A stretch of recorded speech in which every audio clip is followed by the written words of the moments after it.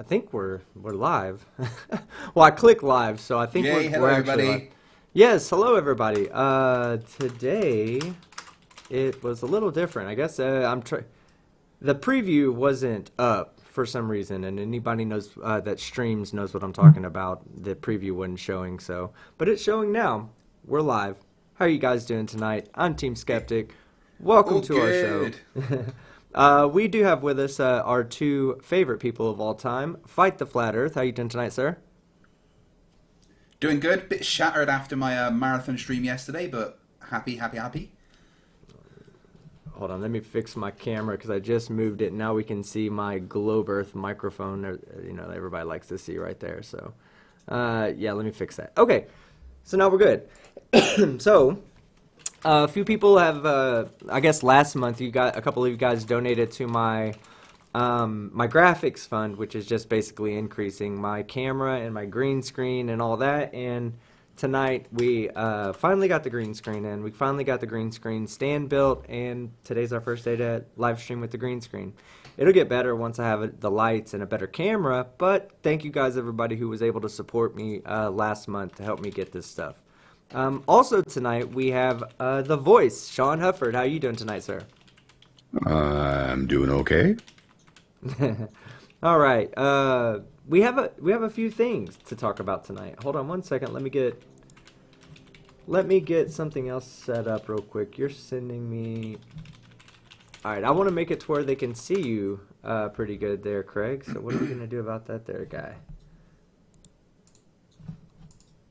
So anyway, I'll put you like that. So now Okay.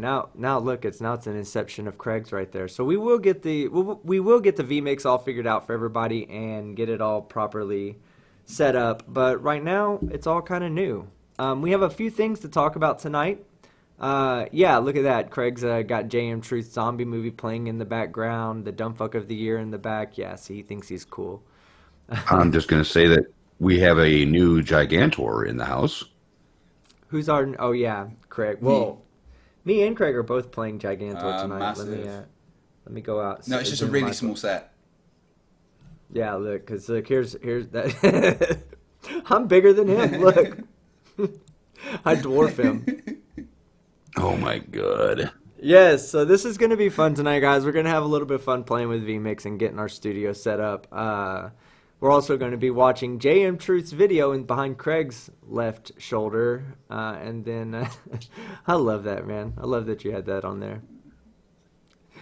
But we also have some news, some really really big news hit the Oh yeah. hit the airwaves about JM Truth's documentary. So what we're going to do is we're going to talk a little bit about that too tonight. I'm sorry, but when we say JM Truth documentary, we need to start using air quotes.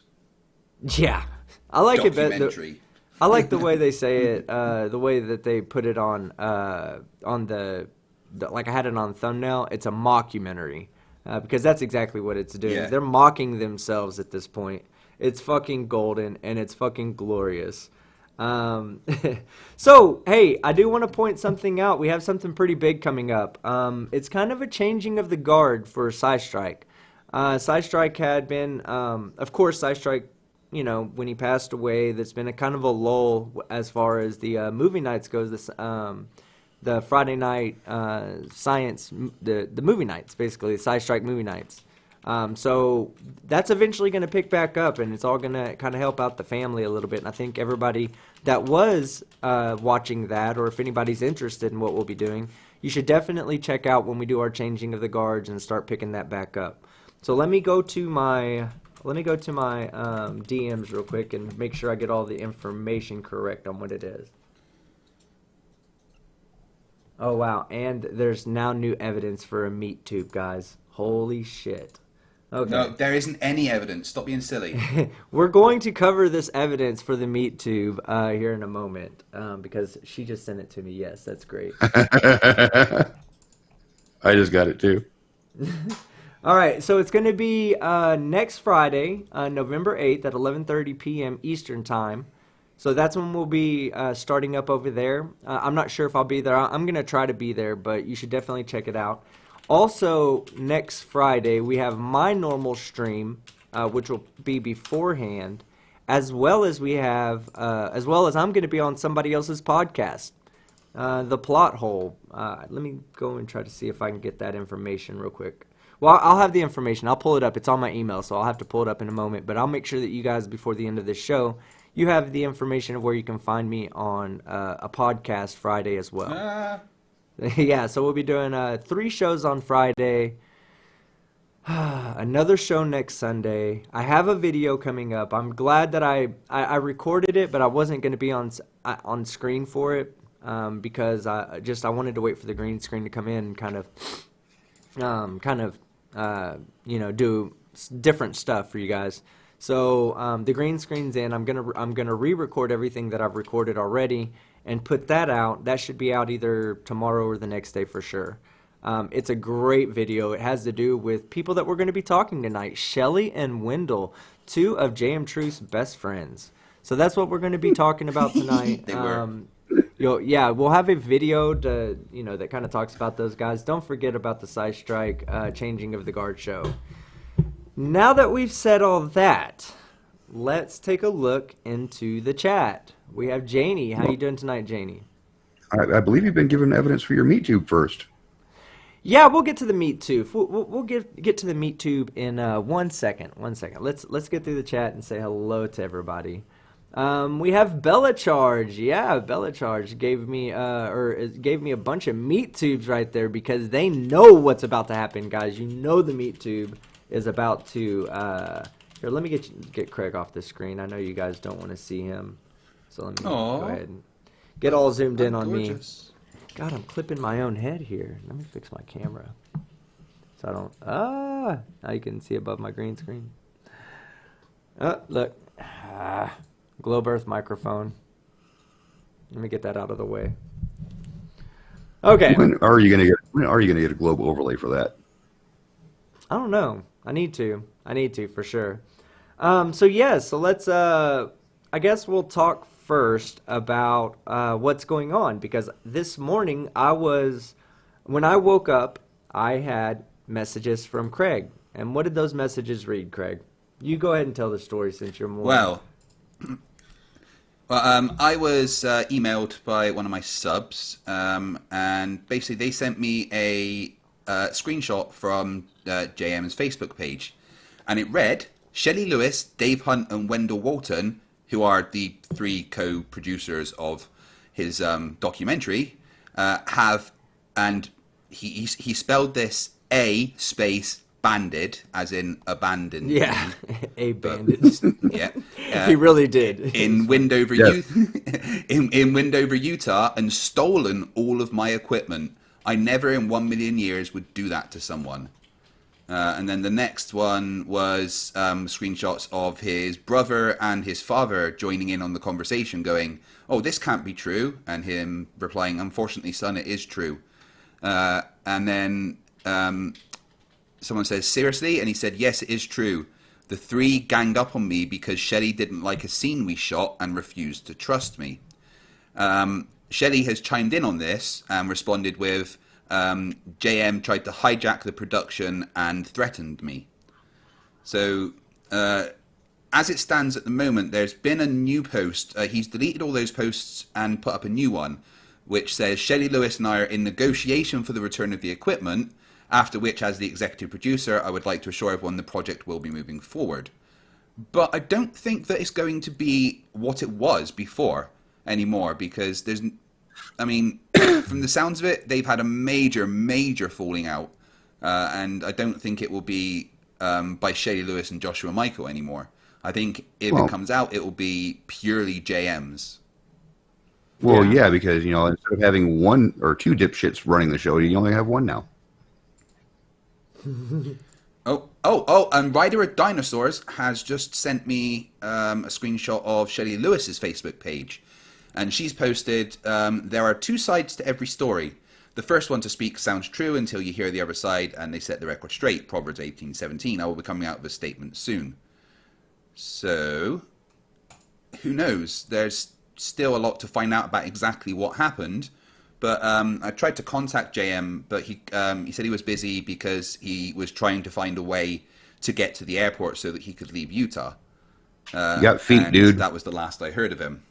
I know, but apparently he does actually have a vehicle at his disposal, because someone in the community, actually a globe earther who lives there, offered to go and pick him up, because, you know, like, so first off, if this actually has happened like that, it's not fucking cool, all right? As much as we think JM is an absolute dumbass, that kind of shit, I don't know the full story, exactly what's happened, but to abandon someone in the middle of an unfamiliar place and take their equipment is a shit thing to do. But like Shelley has said, there are two sides to every story, and we're yet to hear. I mean, I imagine for all of the parties involved, it's still pretty raw right now. So I don't think we're going to know the exact story for a while. And, Well, here's who the knows problem with exactly that, what's though. happened, but Here's the problem with that. We're dealing with people who think that everybody is out to get them to begin with. So stories will be very, very biased and exaggerated to try to make people feel sorry for each side.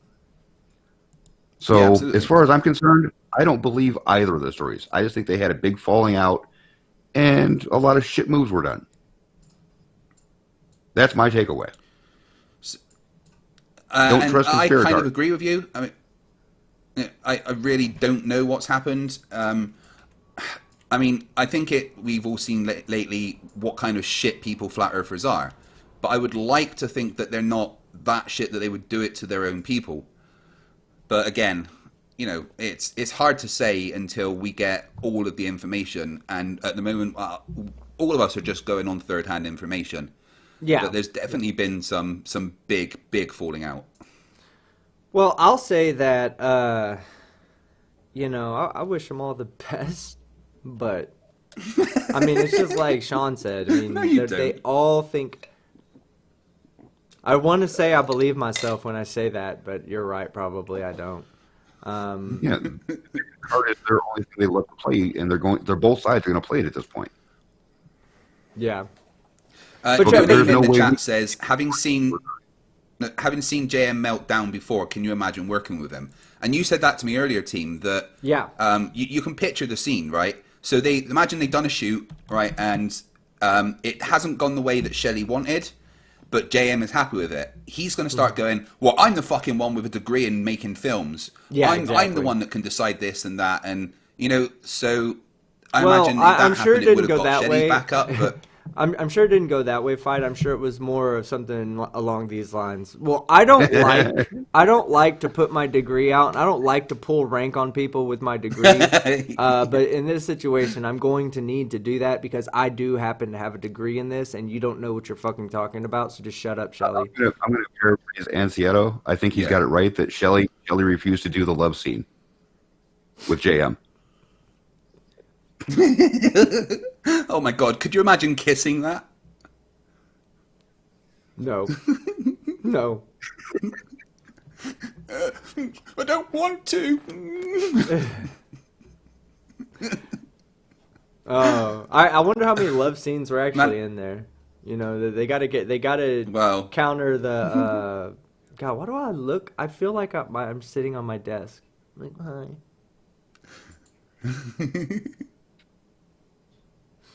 No, look. I still mean, got like James on normally me I would playing think in the corner. it would be sitting like normally it would be like this, but no, I'm like this. Okay, so yes, let's have some fun with this. We're gonna, we offered to give JM Truth an opportunity to come on here and tell his side of the story, but he hasn't gotten back to Craig yet. So not quite sure about that.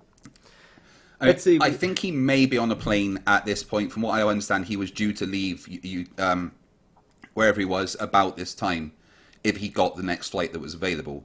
So, he might be unavailable, but I think that I could probably talk him into coming in and telling his side of the story. Well, to be fair, because if you offer that to JM, you should also just offer that to Shelley, so that way both sides are heard. Not at the same time. Obviously, I agree. there's a lot of bitterness there, so not at the same time, but definitely one after the other.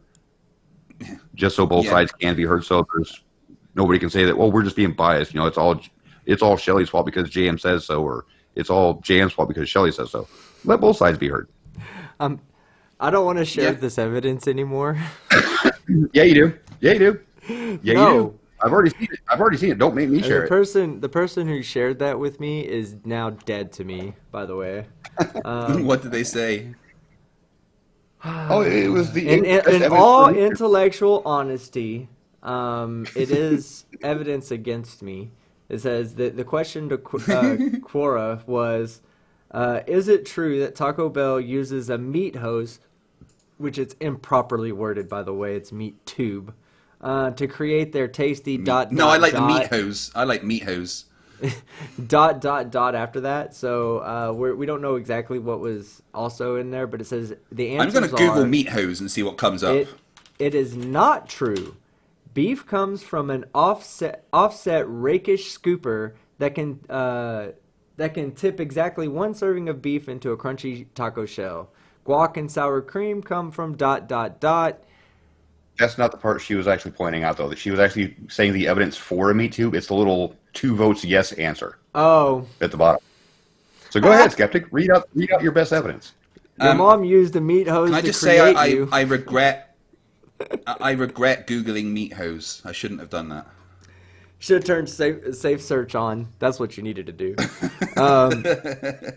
Yeah, so I guess we'll turn it over to the chat a little bit. We're gonna chat with the chat for a bit. We'll see if there's anybody out there that wants to come on and have a chat, because I did like talking with the subscribers yesterday. For those that don't know, I'm a bit drained still from yesterday's stream, because when I started at 2 o'clock, I ended up going until 6 or 7. And then there was also when we first started, and I was like, I'm only going to be here for like 30 minutes. I stayed on for like an hour and a half. And then I came back on when I heard fucking Vlad and his dumbass arguments. I guess most of these people probably know about it. Vlad was on Fight the Flat Earth's channel yesterday, and it was pretty fucking ridiculous. The part that that's the other t-shirt I need to make. The part that I was on was not as bad as, I guess, as the part that I was not on. But yeah, something. Well, see, if Craig would actually learn to put out links that work, it might have been a little different, because I would have joined a lot earlier. I had to give away your link quite soon because so many people were joining. So that was my bad. You should have just messaged me for a new one. But, well, I did, and then you sent one. Can I play? I did, and then you sent one, and it also didn't work. Oh, right. Sorry. just keep badgering me, and I'll get there. Can I play the clip from last night, team? Yeah. Here, let me put you up there. Cause that may be my new favorite moment dealing with a flat Earth person. I nearly died from asphyxiation. Is what I'm going to say. Okay. All right. Here we go. I'm literally showing you a picture of a laser bending. Literally showing you. Bend. But what am I showing you then? What the hell is that? Well, that looks like a laser. That's a laser. That laser is bending. I'm literally showing you a picture of a laser bending. So how do they shoot straight if they want it to go straight? How do they make it go straight? Well, that's what I'm trying to say, is that laser experiments are completely pointless, because light... Stop talking. Stop talking. Vlad, you asked the question. Vlad, you asked the question. Now you need to stop talking and listen to the answer. So that laser looks like a skeptic little limp dick bending down, just like that. So the laser's bending. That laser appears to be about 12 inches long, flaccid. So yeah. Hopefully you're a shower, not a grower. FTFE after dark.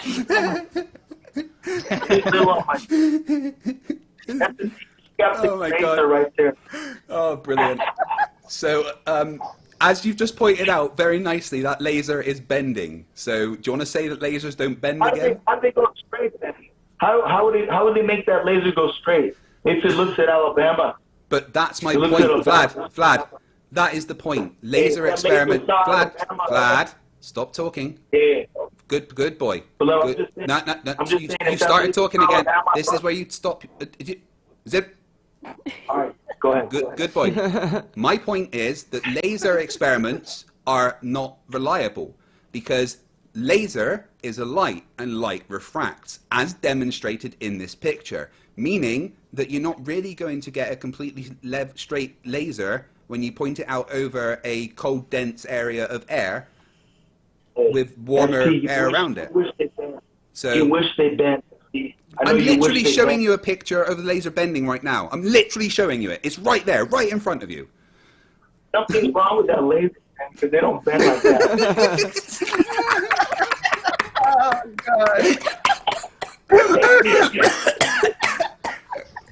I'm sorry, we're going to be nominating Vlad for dumb fuck of the year now. We lost him. We lost Craig. Someone going to be putting in how. Yeah, I nearly died from that. Honestly, What's wrong with that That's some of laser? the- Oh, that was Something wrong with that laser. that was the best in the world. What? There's something wrong with that laser. There's something wrong with that laser. I was like, oh my god, did you really just say that? There's something wrong with that laser. That's amazing. That's why if you listen a little bit longer, I'm like, don't fucking delete this stream. Fight the Flat Earth. You have to save this stream. Like, we have to get that clip. Yeah. Him saying that there's something wrong with the fucking laser.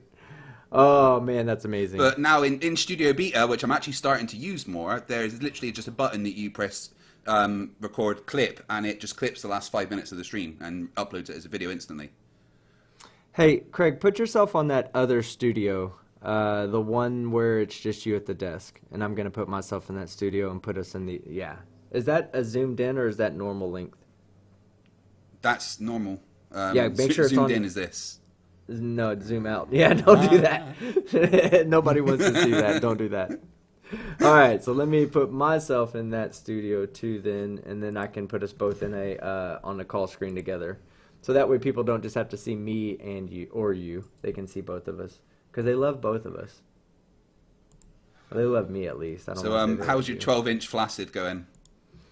Shit, it's fucking like Chopped liver chiming in. that was like a perfect comeback when he said that. I was like, yeah, okay, that'll work. Yeah, that's like 12 inches long. Thank you, appreciate you. It was hilarious. I mean, can I just say to anyone watching now who was in the stream yesterday or watched the stream, sincerely thank you, because that 20 hours for me flew by. I had such a fucking blast the whole time. I was absolutely shattered by the end of it, but especially thanks to Cypher Zero and Classy Bear, who were literally there for the entire 20-hour stream, in the stream with me. Even when I went off to put my kids to bed and to take a little break, they stayed in the stream when Team and Sean took over. And also recovering Alabamium Banium, she was there for maybe 10 hours of it. So a massive thanks to her as well. But thank you to everyone that watched. I rarely dropped below 400 viewers for the whole 20 hours. So I was Except for when you blown had away by it. Rocha on. No, that No, it went down from well, about yeah, no, 550 to about 450 when he was on. Yeah. yeah. Oh no, it was a lot lower. Yeah. It dropped down to 215 was the lowest I've seen it go. I didn't Really? think I saw it there that low. Yeah, it was that bad of a hit. I That's why saw rated you. I saw people starting to leave, but there was a lot of people that were like, "Yeah, I'll just come back later when this guy's not on." That's why I was like, "Oh no, we need to stop this. Yeah. Stop this now." Joey's banned from my channel completely. I want to face him on Simon Dan's channel because I purely just want to embarrass him in front of the biggest audience possible. But after that, I'm blocking him on everything. I just want to take him up on the offer today on Simon Dan's. I just want to take him up on the offer and go to his channel like he wants me to, and flash my abs. I want to see his channel go poof. Yeah. But Craig, I was. You're gonna have to make yourself bigger because I'm too big for you. Why am I? Oh wait, yeah, I'm way too big for you, bro. Practice, man. Practice and repetition. Yeah, let me show you. There you go. Look how little Craig is, guys. Look how big I am. A bear? Little Craig, just a little guy. Yeah, it's a little bit better. You'll never be as big as me, but you're getting close. My close. head's poking out the top of the. You're gonna have to sit on your high chair for that. We both look like we need to sit on a high chair. Phrasing problem. We both look like we need to sit on a Yeah. high chair in here, like little kids. But it's all right. At least we have somewhere to put our bullshit. Now, look, I can set my bullshit up here. Oh no, I can't. yeah, No matter how I was close supposed I to be get, I can debating, never put it up there. I was supposed to be debating Joey Rocha on Simon Dan's channel today, but Simon Dan's a little bit poorly. So I contacted Joey to say that Simon Dan's ill. We're going to have to postpone the debate. And his response was basically, "Oh, so you're chickening out? Joey Rocha wins. Joey Rocha claims victory, etc., etc." And then he said, "I'm going to go live and tell everyone how you bitched out." And I'm like, "You do realize it's not my channel?" He's like, "Make it happen." Like, again, it's not my channel. And then he said, I could come and debate you on your channel." I'm like, "No, you're just straight up fucking banned from my channel now." No Name says that I incorporate any of those hip hop moves into my sex dance. What do you mean by that? Which hip hop moves is he talking about? I think he's talking about your rap background. Oh, maybe, probably, inadvertently. Yeah, sure. Janie says, mud floods confirmed. Giant sitting behind the desk. Yeah, about time Craig increased his size. Now you just look like you're too big for that desk. Let me make sure everybody sees you. Oh, poor JC. Can you Craig, lift your... to walk up my car, and my phone is hooked up to the car stereo. Just a skeptic is yelling, "I'm too big for you." What do we fucked up. What do you want me to lift? Raise yourself up. See if you can raise yourself up, like position wise. Like not like sit up in your chair, you weirdo. Like visually lift yourself up. Position. There you go. Now shrink yourself down. Ah, too high. Stop right there. Now shrink yourself down. Now move. There you. Oh my God. Now you look like you're appropriate for the desk. Let me see. Maybe I need to make myself a little smaller. But I think I'm as high as I can go. Let's see. Make yourself a little smaller. Yep. It's impossible to make this ego any smaller than what it already is, guys. Hey, what these people don't realize is that we don't exist from like here down. No, we are literally just this. There's nothing else. In case you, by the way, yeah, you might want to realign yourself. You're actually lined up with one of the window framings and not the desk. There you go. There. You didn't look like a peeper. Look at the window. Like Fight the Flat Earth said. Oh, whoops! I'm zooming in. Look, yeah, I have no. I am literally one of those few people in life that survived with no intestines and only 1/3 of each lung. Mm-hmm. So, Helen Daniel Keller Pratt only has 1/3 of a lung left. Helen Keller ain't got shit on me. Let's put it like that.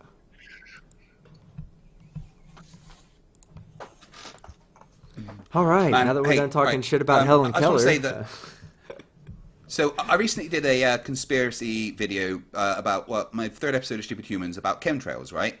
And it's made me realize that there's so many people that are not into flat Earth and are like, "Oh yay, fight the flat Earth!" But the second that I do something that's another conspiracy, all of a sudden I'm the worst person on Earth again. Because the amount of people that have commented on that going, "Oh, I used to like you fighting the flat Earth, but fucking chemtrails are so obvious. The government admits it, blah, blah, blah, blah, blah, blah." And it kind of shows that people have confirmation bias for whatever they want.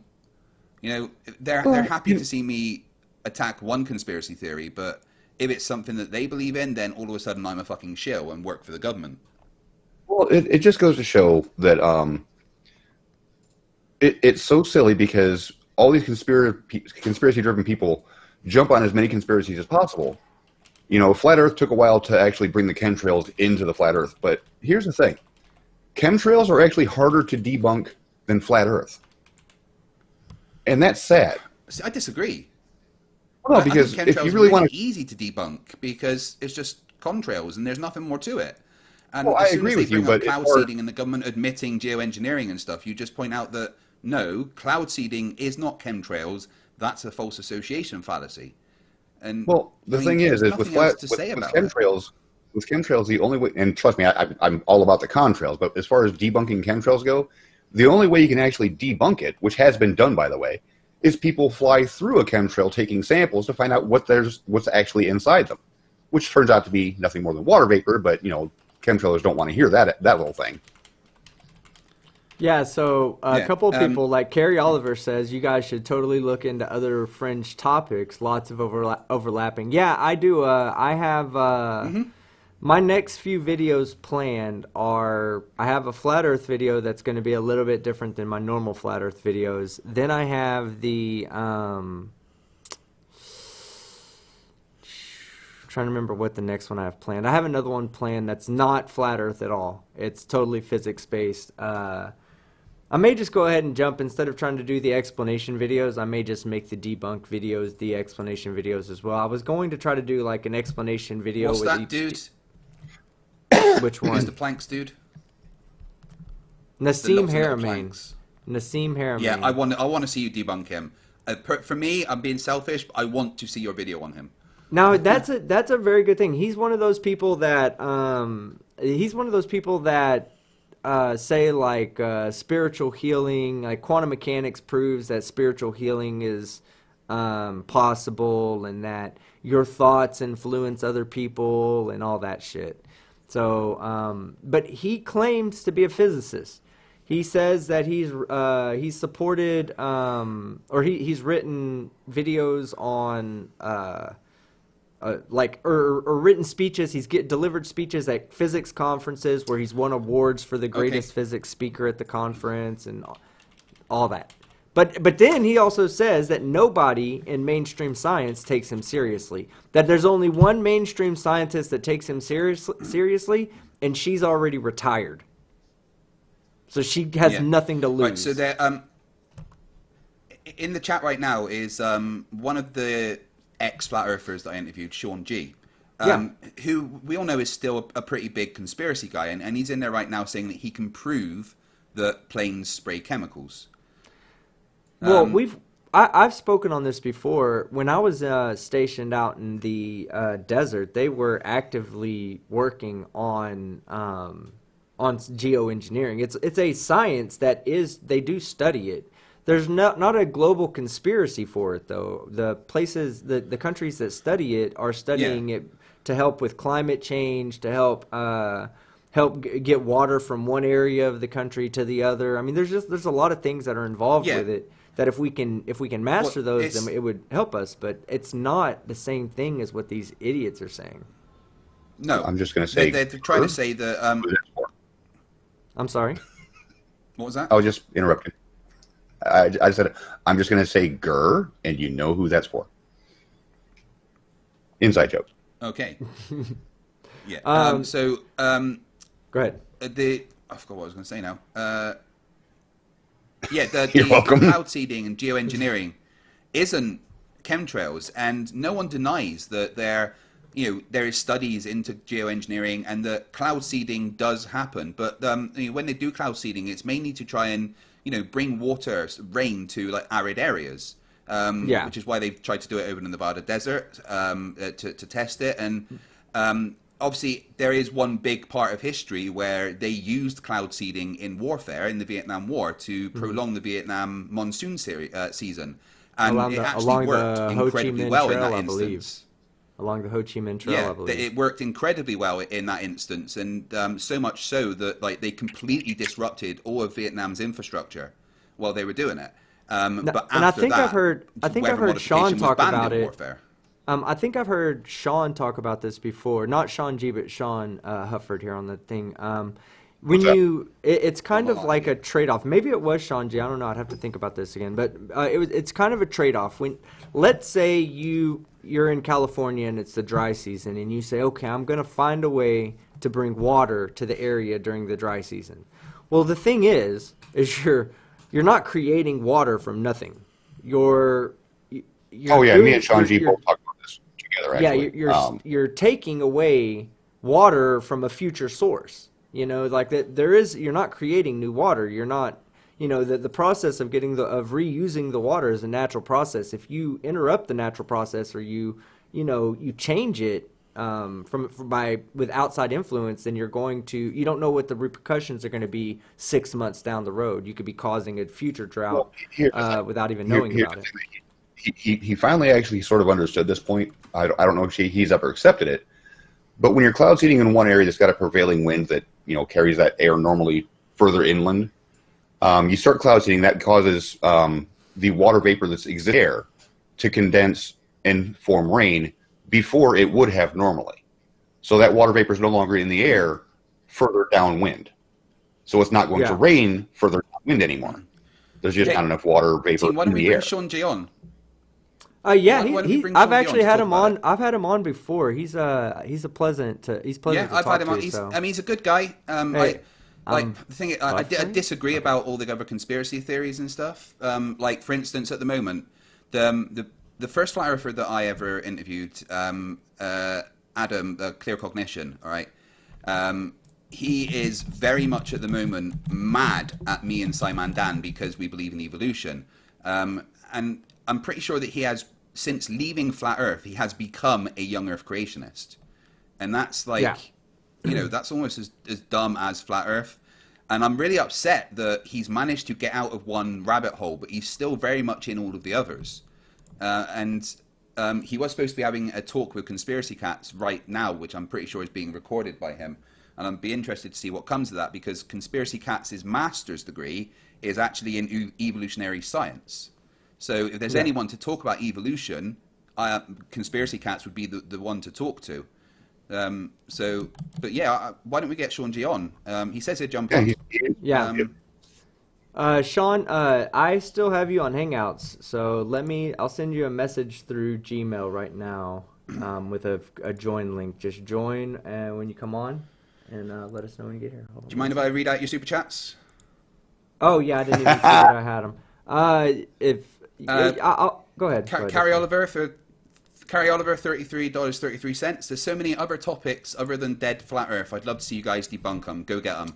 Well, yeah, and I also want to. Go ahead. Team is the one that told me to do that, and he was the one that suggested changing the name of my channel to FTFE. So the fact that I am doing other stuff than flat Earth is pretty much down to Team giving me some advice on that. So yeah, we absolutely agree. There's so many other stupid things. And then $2 from Sci Striking JC Photos. #meathose. Don't disown me, Team Skeptic. JM Dumb Fuck of the Year. That's the only reason I'll keep you around. No, she's actually Sci Strike's daughter, so she's going to be actively involved in that, in the Sci Strike, the Sci Strike movie night revival. So if anybody has any questions about it, feel free to ask her in the chat. I'm sure she'd love to talk to you about it. Sean G, I have sent you go ahead. I've sent you an invite via Gmail or the Hangouts. Yeah, he joined. Okay, I just feel honored that that JC has asked me to be involved in the movie nights, because I never had that many interactions with Sci-Strike. I talked to him a couple of times, but usually the movie night was on too late for me being in the UK. It was on like 6, 7 o'clock in the morning for me when I would be getting up with my kids. But I'm honored to be asked to be part of it, and I'll do anything I can to help. Yeah. Now there was also Leo Cross Chaos says that that he wants to see us tackle anti-vax.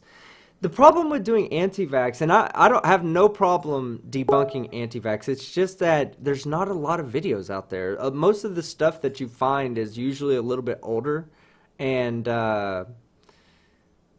I don't know. It's just a little bit harder to find good material for you guys. Something that'll also keep you engaged in it. Give me 1 second. I think he messaged me. Was that one of you Hangouts? Okay.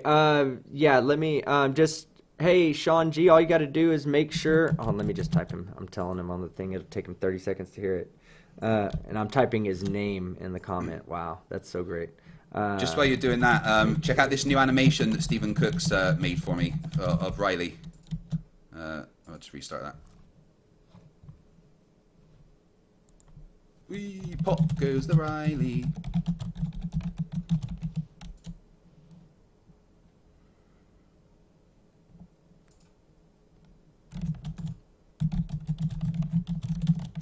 All right, sorry, we're getting Sean G in here. I'm helping him get ready. I'm just gonna nip off and grab a drink quickly.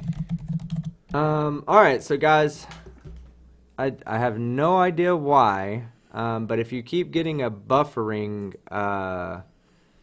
that's I'm sorry about that. I don't know why it's doing that, but we'll make sure that it stays up and keeps going no matter what. And we're working on getting Sean G in here so we can have a talk about geoengineering and chemtrails. I don't know if he actually believes chemtrails are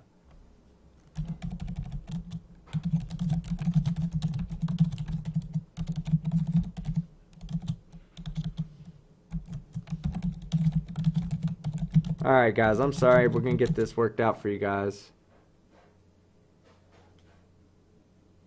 Let's see.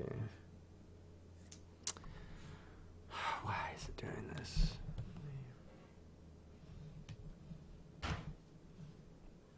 I'm gonna turn down my stuff I'm sending to you guys. You know, we were bragging about my internet being the shit the other day, and then turns around and fucking turns around and does shit. Hey, try to bring him in via oh, you can't do that either because you don't know how to do that, Craig. All right, so we have a $2 super chat from Fohammer335. Chemtrails put dihydrogen monoxide in our waters. Guys, I cannot stress this enough. Watch out for dihydrogen monoxide. Go get vaccinated. If you don't get vaccinated by dihydrogen monoxide, you do stand a chance of getting yourself sick from over dihydrogen monoxiding and getting those who are not vaccinated around you sick. Dihydrogen monoxide is a known killer, guys. That's not incorrect. It's not. Find yourself surrounded by dihydrogen monoxide and you will find yourself in imminent death if you don't get out of it fast. Also known as H2O. And then Darth Killer with the $5 super chat. Let me get down to it so I can see the message. Oh, I don't think there was a message with that one. Darth Killer didn't say there was any message. If you want, or £5, I'm sorry.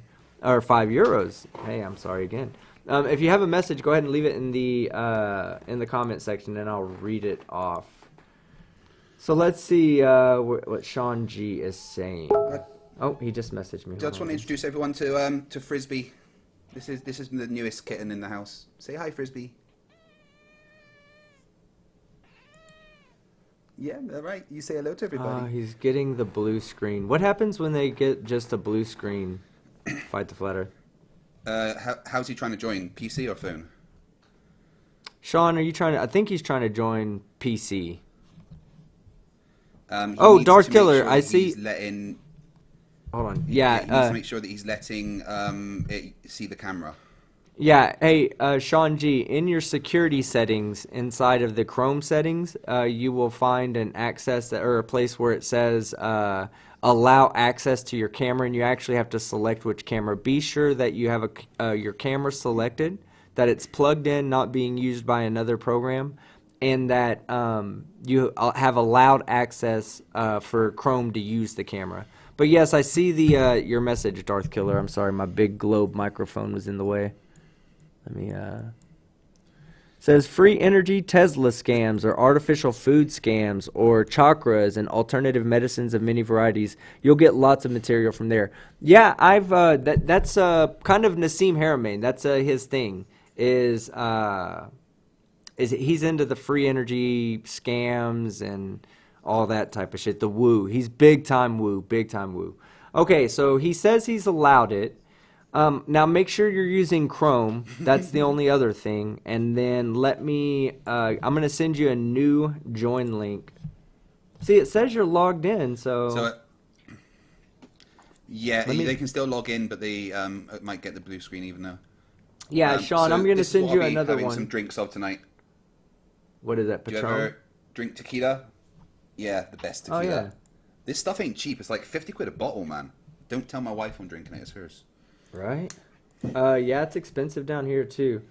Oh shit, Sean, you know what? I might not have had your audio on, man, but I didn't see you join, but I might not have had your audio on. Let me I'm sending you a new link now just in case that's a dead link.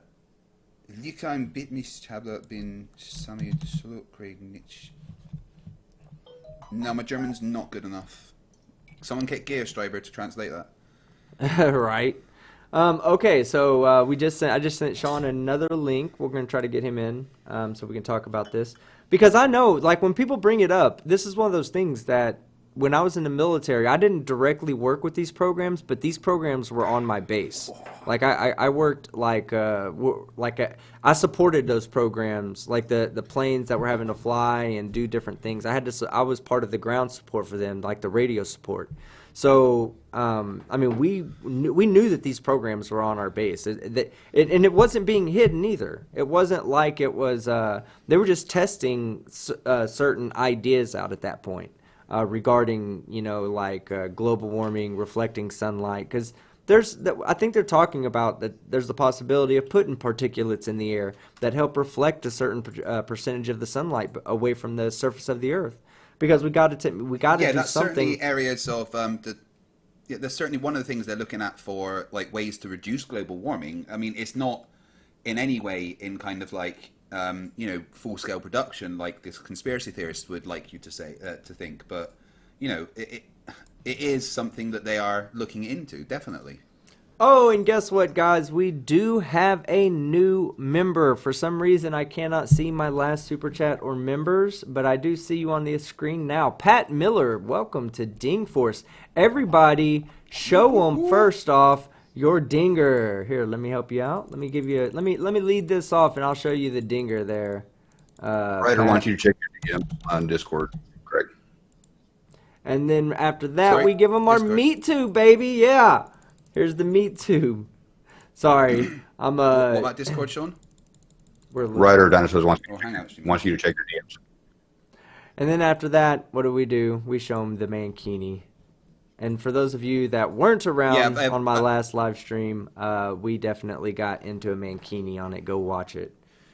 All right, let me see. Sean just messaged me. Ryder, I've already explained that one, that they are talking, but I certainly don't think that they're going to be working together anymore.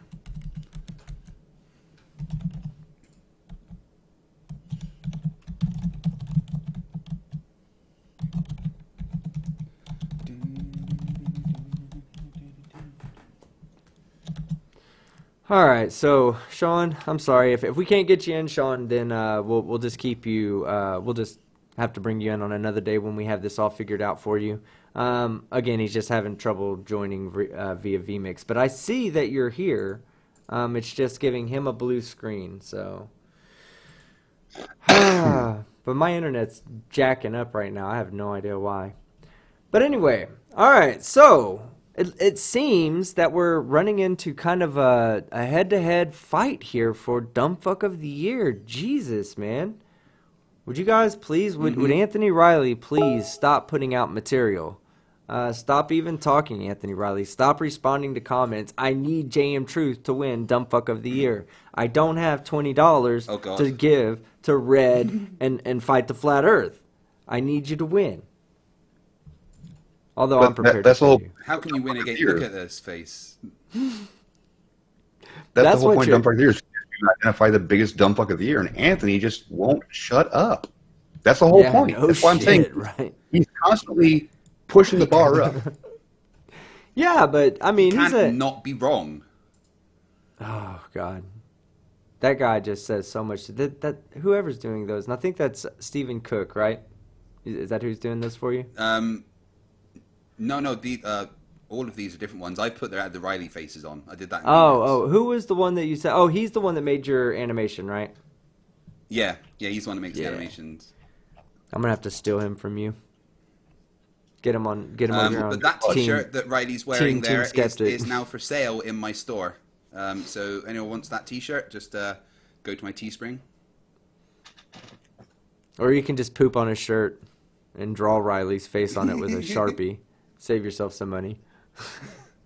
No, I'm just kidding. Yeah, definitely. Go pick up that shirt.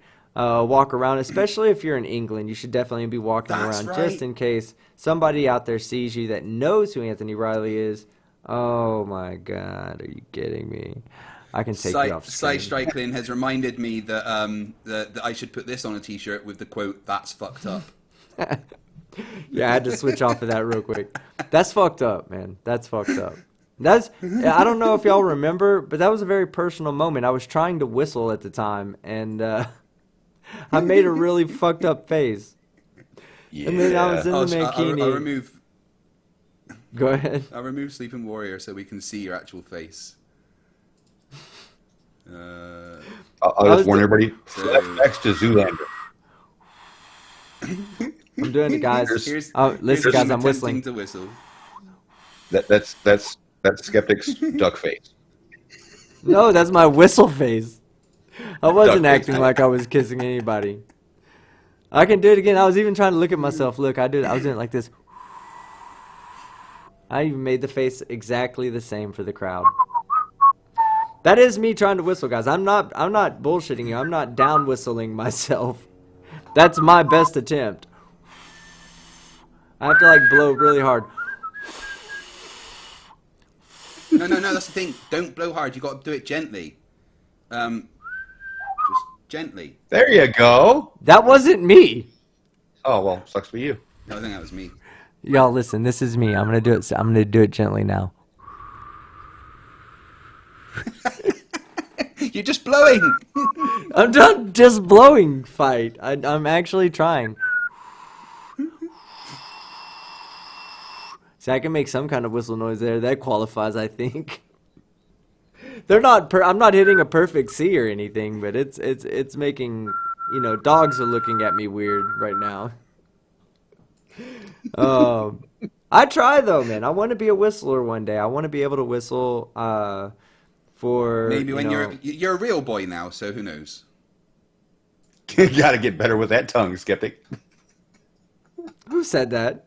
Is there That's what your somebody? ladies say to him. It's the shape of the tongue, says Lolly the troll, trolley, I guess.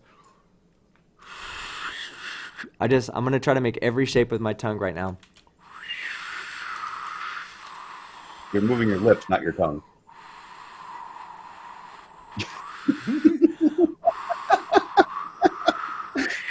Oh God! People are gonna No, it clip just this sounds out. like spit's coming out now. Oh yeah, AT2, got to get better with that tongue. Fohammer, Team Skeptic when he blows his meat tube. Team Skeptic is blowing out the candles. I saw somebody say Team Skeptic ASMR. Team Skeptic blowing a kiss. Sexy, sexy from No Name. Yeah, nighttime, daytime, nighttime. Here's what's gonna happen. Because you were off there kissing to the left side of the screen, people are gonna find Antonio Superass's daytime, nighttime video where he was blowing kisses to the right side of the screen. I see that meme coming now. See, I tried to whistle there too. I tried to whistle the tune, the boom, boom, ch, boom, boom, ch. Oh man, phrasing Daniel Cooper, phrasing. Let's see what's Daniel Cooper talking about. I see recovering Albanian is in the chat. Recovering Albanian. Oh yes, she is in there. Long time no talk to. You were one of the people that stayed for a hell of a long time in my stream yesterday, and it was amazing. Thank you. Yeah, I had a good time with her. She was fun. And we're she's buffering funny. again. We're getting Oh yeah, I watch her. That was an enjoyable conversation. There's another content creator out there, or I don't know even know if she creates content. Amy Hogan, she is on the shills, and I think she has a very... I said this, and then it was held against me. Well, it wasn't held against me. It was turned around on me. I said she has a very for radio voice. Like, she has a very radio-friendly voice. And she does. She has a wonderful voice for... it's very calm and relaxing, and it has that fullness to it, and it's just a very good voice to have on the internet or radio or whatever. And someone was like, yeah, you got a very good for radio face, Team Skeptic. And I was like, ow. Why would you say that? I'm harsh. These guys are fucking... Oshkosh Bajaj, he says suck in. I've done that. I can almost whistle that way. Hold on. No, I can't whistle that way. I can do it really weird, but I don't want to show my face to do it. Hold on. It's...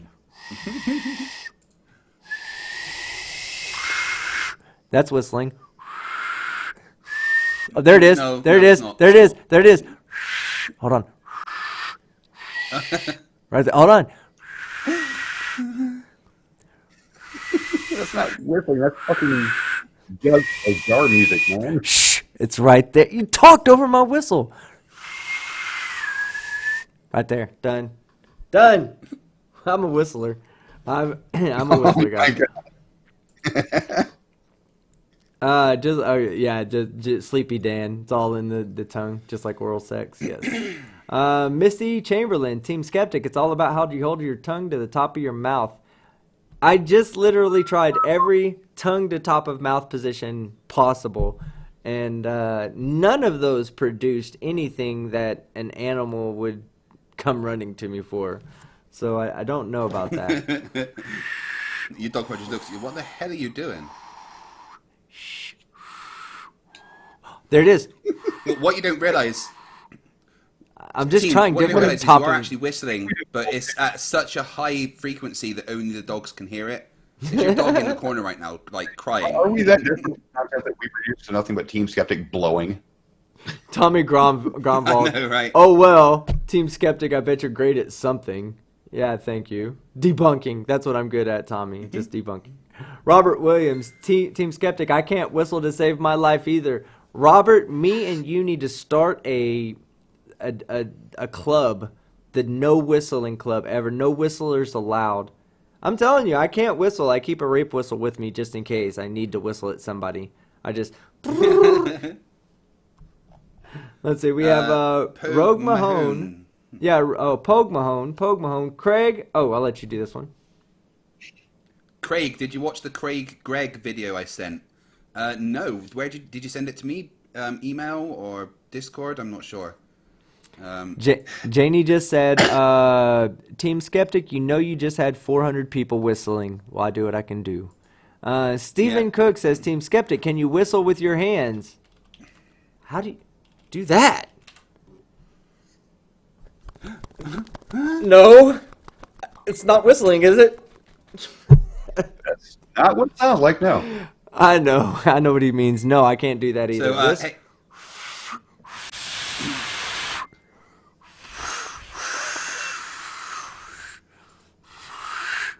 hey, team, so someone's just messaged me on Discord.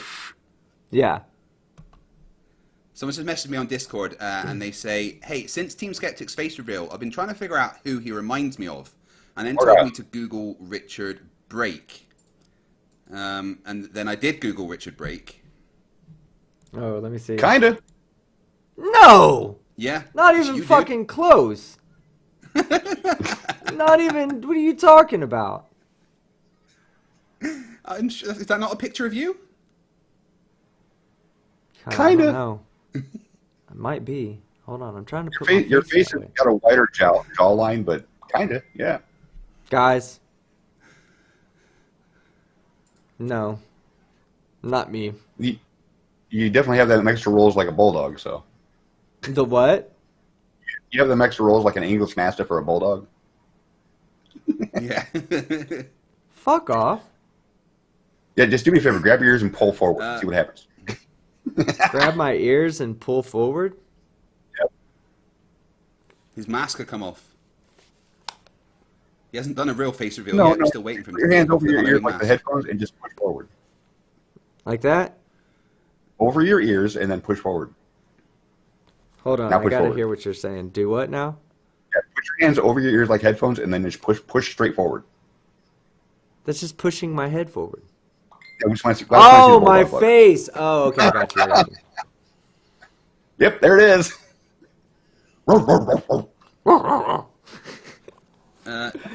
Let me see who's Pogue Mahone, where did you send that video to? Was it email? There. You just emailed me it. I see it.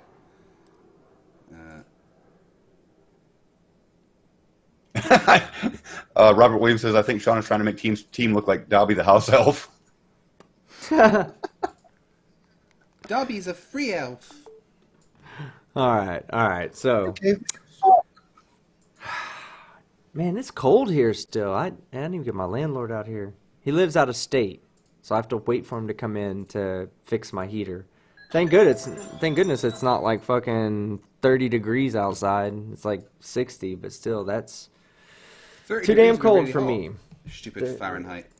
Yeah, the only temperature that really matters. All right, let's see. Aniceto Maldonado says he says he can whistle the Mario theme song, and nobody likes a bragger. Nobody likes a bragger, Aniceto. Nobody likes Anybody that's talking about how they can whistle when there's somebody who on the panel who can't. Team Skeptic, don't worry about whistling. The tongue is all about satisfying the ladies, and it does it so well there. Just another David. Perfect. Just show that you're not very flexible with it. That's all. Team Skeptic is a White Walker. No! So Pogue Mahone sent me this video. Well, I do, but he looks like he rents boats, right? Who's Greg? There's no Greg. Honest. No Greg. No Greg Raiden. Oh, I'm Craig. Craig Raiden.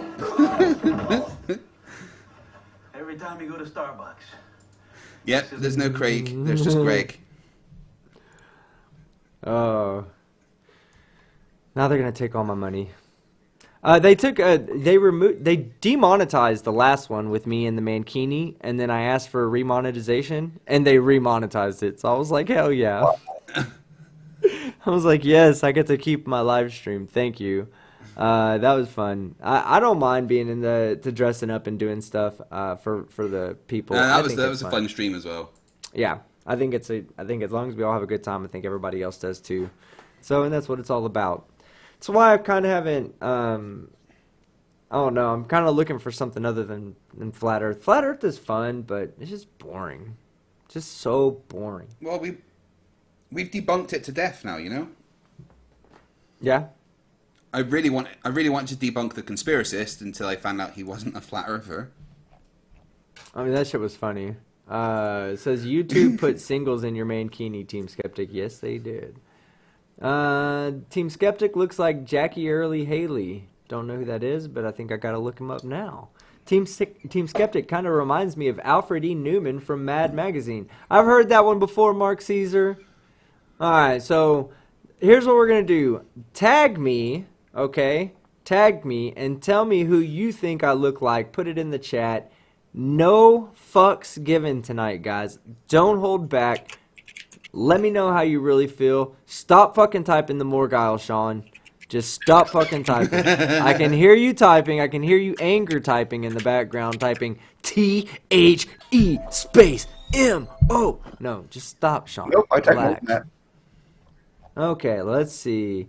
Oh, look at that. Team Skeptic was the ShamWow guy. I'm not reading Sean Hufford's because he's... Yeah, Sean Hufford says I'm Morgile E. Newman. Morgile E. Newman. Why would you say that? James Collins this says Skeletor. Heard that one. Heard. Oh, look at that. There's a better one of you. Yeah, I'm sexy. I'm sexy as fuck. Oh, I'm seeing some good ones here too. The guy from Deliverance. I hope it's the guy on top and not the guy on the bottom. Tommy Gronvald, the mailman. Woo, that's nice. So you kind of look like me then. Okay, Tommy, that's great. All right. No one caught the joke. The Evil Scotsman, of course, says Kyle Curtis. He wishes he could be this fucking sexy. So fucking what, says Max Headroom. Who? Which one? The Kyle Curtis one. Oof. Oh, yeah. Daniel Cooper says a meth addict. Kenneth McLean says, is there going to be a debate or not? No, this is not a debate tonight. We're just sitting around hanging out with our subscribers tonight. Soul Survivor. Can you just pull the same face as the picture I've got up? I want to compare them. Can I do what? Pull the same face as the picture I've got up of you. Hold on, he's looking this way, right? Yeah. Yeah. Yes, definitely you. Guy's a sexy bitch. Well done, All Poke. right. That's a good shout. Let's see. Soul Survivor says, you look like Scorpius from Farscape. Don't know who that is. I have to look that one. Popeless, not hopeless. You've not watched Farscape? Oh my god. Farscape. What kind Maybe of nerd I are have. you? Hold on. That sounds familiar now that you say it. Ben Let me look Browder, it up. Claudia Black. Hold on. It's on Netflix, right? It was with Pilot and oh fuck, I want to watch Farscape again. That was amazing. I'm looking at pictures right now because I'll know if I see this. No. Yeah, that was I another never show that watched died that. to the writer's strike. I didn't watch. I've never watched that. So. If you want a good sci-fi series to binge, do Farscape. Amazing. Oh, I'll check it out now. I you got- love sci-fi stuff. So. What? Yeah, it was one you of got the. It was one of $2 the. from. It was one of the I'm many sorry. shows that died due to the writer's strike many years back. Yeah. So they had to close it out you really, got really two- fast, and they had to make a follow-up movie to close everything out properly. Yeah. You got $2 from Chenric Avenger. Its transit of Mercury is going to occur next Monday. Oh, that'd be Yeah. badass. Um, That'd be fucking badass. Yeah. I Thanks hope for a lot of pointing people that will out. do recordings of that. All right. Look at that. YouTube Surgeon General, being a Surgeon General, should know about medical problems, says that I am a survivor of fetal alcohol syndrome. Thank you, YouTube survivor. I appreciate that. Larry Led says, Team Skeptic, you look a little bit like Iggy Pop. Thank you. Appreciate that one, too. Flea from RHCP. Oh, no. Mike71 says, I look like Gollum. Thomas Walsh says, I'm an evil hillbilly horror movie background character. God damn. You know it. Make him squeal. Casper. I mean, you know, Dad. when they used Jack you as an extra in Skellington. The Walking Dead. Oh used you my as an extra God. in The Walking Dead. You could have taken that makeup off at some point, you know? Pinhead wants me back in his realm. UTB Doug says, looks like every frontman of every 90s new metal band mixed into one. Timo Mayenpa says, you have a generic bad guy look. You would make a good minion or henchman in any action movie or possible a seedy anti-hero. Hey, I appreciate that. I feel that's You could be a good Bond villain. that makes me feel Right, good there, right, team. Timo. That's awesome. Look at the camera. In your best Bond voice, say no. In your best villain voice, say no, Mr. Bond. We expect you to die. No, Mr. Bond. We expect you to die. Yeah, yeah. You're better than the recent Bond villains. Team Skeptic says, Saul G says, William Dafoe. That's another good one. He's a great actor. Flat Earth Globalist says Dafoe. Tintin. What did I say? No, I thought I it's said just, Dafoe. I like the word Dafoe. Oh. I like the word. Mark I like Edwards saying says, Dafoe. Le Luke Skywalker. Yes. Use the Force. Recovering Alabamium Go ahead. actually used to be a zombie in The Walking Dead. You sent me that picture. Is it okay if I show you that picture, or is that? I know you would have signed NDAs and stuff, but if you want, if you say it's okay, I'll show the picture of you as a walker in The Walking Dead. She also says, I have a slight Cillian Murphy vibe. I have to go look that person up. Thank you. Yeah, okay, I can get with that. Skeletor E. Newman. That's another good one. All right, let's see. Let's get down to the bottom and see what else everybody else has to say. Doug, why is everyone Mom, picking actors with fucked up faces? Why is what? Why is everyone picking actors with fucked up faces? That is fucked up. I didn't realize that. Little Okay, Tim so, Roth in there too. Team, Yeah. here is recovering Albanium as she was in The Walking Dead season 4. Oh wow. Yeah, that's awesome. That's crazy. Yeah, man, that's really good. I'm not jealous at all, but yeah, that's awesome. You got to be in The Walking Dead, and all I get to do is be on YouTube. That's because they I know, don't know how to right? make you the star of, poster child. It's because I don't reflect enough light for the cameras to pick up on me. Come on, guys. You all know this. Recovering Albanian says, "Look at that cute mug." Yeah, I don't think anyone can make you look bad. You're awesome. They've got to reach that makeup budget, and you just wouldn't help them out any. She also said, I said Killian Murphy. Killian Murphy, not Cillian. And Dana McWhite says I look like Peter North's dick. Thank you. He How does must have Peter a North know very- what it looks like? Team was chosen as an extra for The Walking Dead. When they got there, they were like, "Why are you already in makeup?" Common Sense Criticism says, Team Skeptics say, hey, you guys. Chunk. Well, Steve Buscemi, I see that. A skinny Mr. Skeleton. Looks like Craig on Halloween. Oh, I guess he's talking about recovering Alabamian. Says that she looks like you on Halloween. Let's see. Oh, look at that. Recovering Alabamian says, look at that cute mug. I know she wasn't talking about herself. She was definitely talking about me. Thank you so much. That was so nice of you to say that. All right. I mean, someone's got to say it to you, right? Oh, damn. Look at this. Barry on. Wow. I'm not going to say what you or who you look like, but if you ever find yourself painted purple, stay away from Riley. Team Skeptic has to use mirrors to get his face to show up on camera. These are facts. This is true. Let's see. Yeah. But Fight the Fighters Butterstop says looks like Zoolander. Huh? Yeah. Anyone seen Snowy? Butterscotch says Team Skeptic looks like Zoolander on meth in a Nazi concentration camp. Oh my god, I didn't. That's fucked up. That is fucked up. Recovering Alabamian, I did not know who that was. That was Cillian Murphy. That's one of my favorite shows is Peaky Blinder. He's the lead in Peaky Blinder and played Scarecrow in one of the in the Batman. I don't remember which one it was. It might have been Dark Knight, the first Dark Knight. Either for Dark Knight or Dark Knight 2. Detonation, can't stay, love you FTFE, and McNad Bag Skeptic. Oh my god, you dickweed. Thank We you, love you Detonation. too, guys. Yeah, thank you so much. I appreciate it. Let's see. Clive Wells. I look like James Dean after the crash. Ow. Ow. Ow.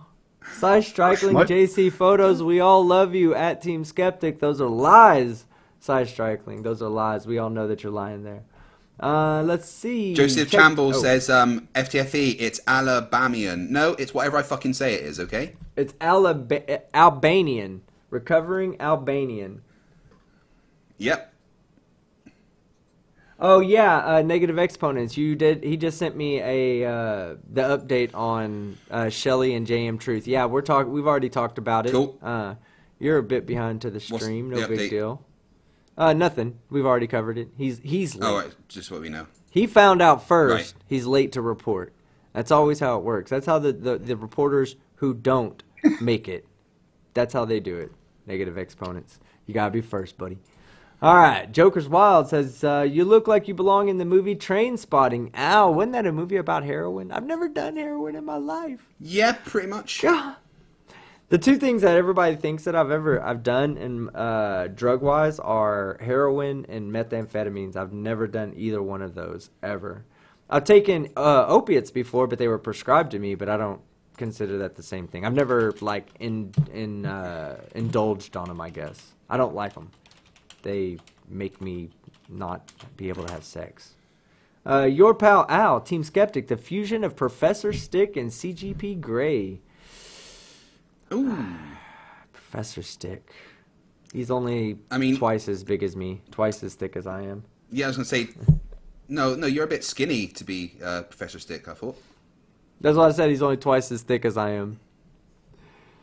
Daniel Cooper says, say aluminium. Aluminum. I'm sure he wanted me to say it the other way, but no. Get out. Look, I spoke to the Queen, and she said she is not okay with you guys saying it that way. So, spell it for me. Now spell it phonetically. Like, start saying it. Say one actually, syllable. both spellings are correct. Both spellings are correct. That's There's the a spelling with an I in it also? Or is it an E? Yes. Whichever way it is. But the English and the American ways are both acceptable spellings. Aluminium. So that would be... Are you sure We know about you guys that? can't, like, spell anyway, because you take random U's out of letters and stuff. Sure is. I'll ask Google. Spell aluminium.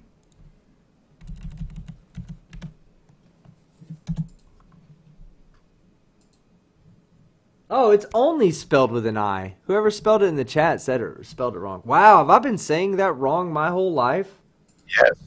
Yes, I really yes, you think have. I have. Although there's one word I will give you guys. We say lieutenant wrong because there's no fucking F in that word. Y'all say flutenant? We say lieutenant. How do you get left out of that? I don't know, but I've been saying aluminium wrong my whole life. Wow, I'm so disappointed in myself. We're gonna start the aluminium movement in America because we say it wrong. There's a big argument in Britain as to how you say scone. Is it scone or scone? Scone. Scone. Yeah, you got to be different. Let's see. James Collins just sent me something. I say scone. My wife says scone. She proved me wrong by finding the actual origin of the word. But, yeah.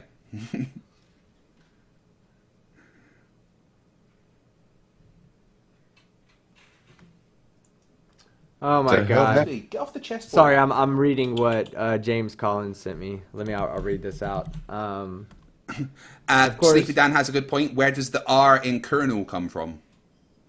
That's a good question. Yeah. Then I'm gonna start saying colonel from moving forward. Yeah, there was so of course we all talked about Joshua Michael. Shelley Lewis, Wendell Walton, and David Hunt has stolen over $1,000 of personal equipment and property and abandoned me in Wendover last night at 2:30 p.m. Oh, I think you meant AM there, JM, not PM. And that was a post that we've already read. I just noticed just now that it was PM, not AM. And then there was a response from David Hunt that says, "You're a complete liar, Joshua. We did not steal anything. You can't hurt us.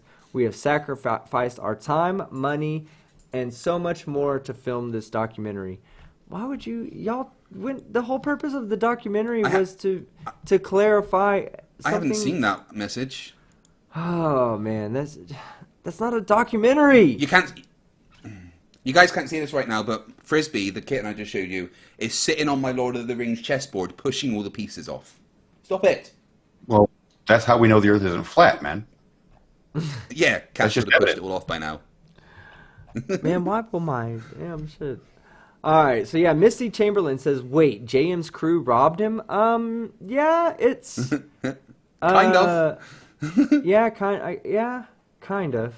I mean, we don't know. It would be improper for us to talk on that because we don't have all the information. What we have is what JM Truth is saying, and we all know how much validity we should give anything that he says. All right, let's see. Okay, so look at that. Cy Strikling just sent me a it says, Colonel came to the English from the... Oh, wait, let me turn this over here so that way we can... Colonel came to the English from the mid-16th century French word colonel, meaning commander of a regiment or column of soldiers. By the mid-17th century, the spelling and French pronunciation had changed to... It says the spelling and French pronunciation changed to with an L, but I don't know if that would be pronounced colonel, but it's still pronounced colonel. The English spelling also changed, and the pronunciation was shortened to 2 syllables. Oh, okay, that's what it is. It's shortened to 2 syllables. All right. But the part of Virginia... Mr. Unite for the Children says they took out the U's on purpose 220 years ago. It's like spoiled teenagers rebelling against how their parents do things. Now, what it was, right, when you guys set up the colonies over there, none of you could spell when you got there, or read, or write. So, you just made it up and went along. But yet we won the war. All right, we let you think that. Yeah.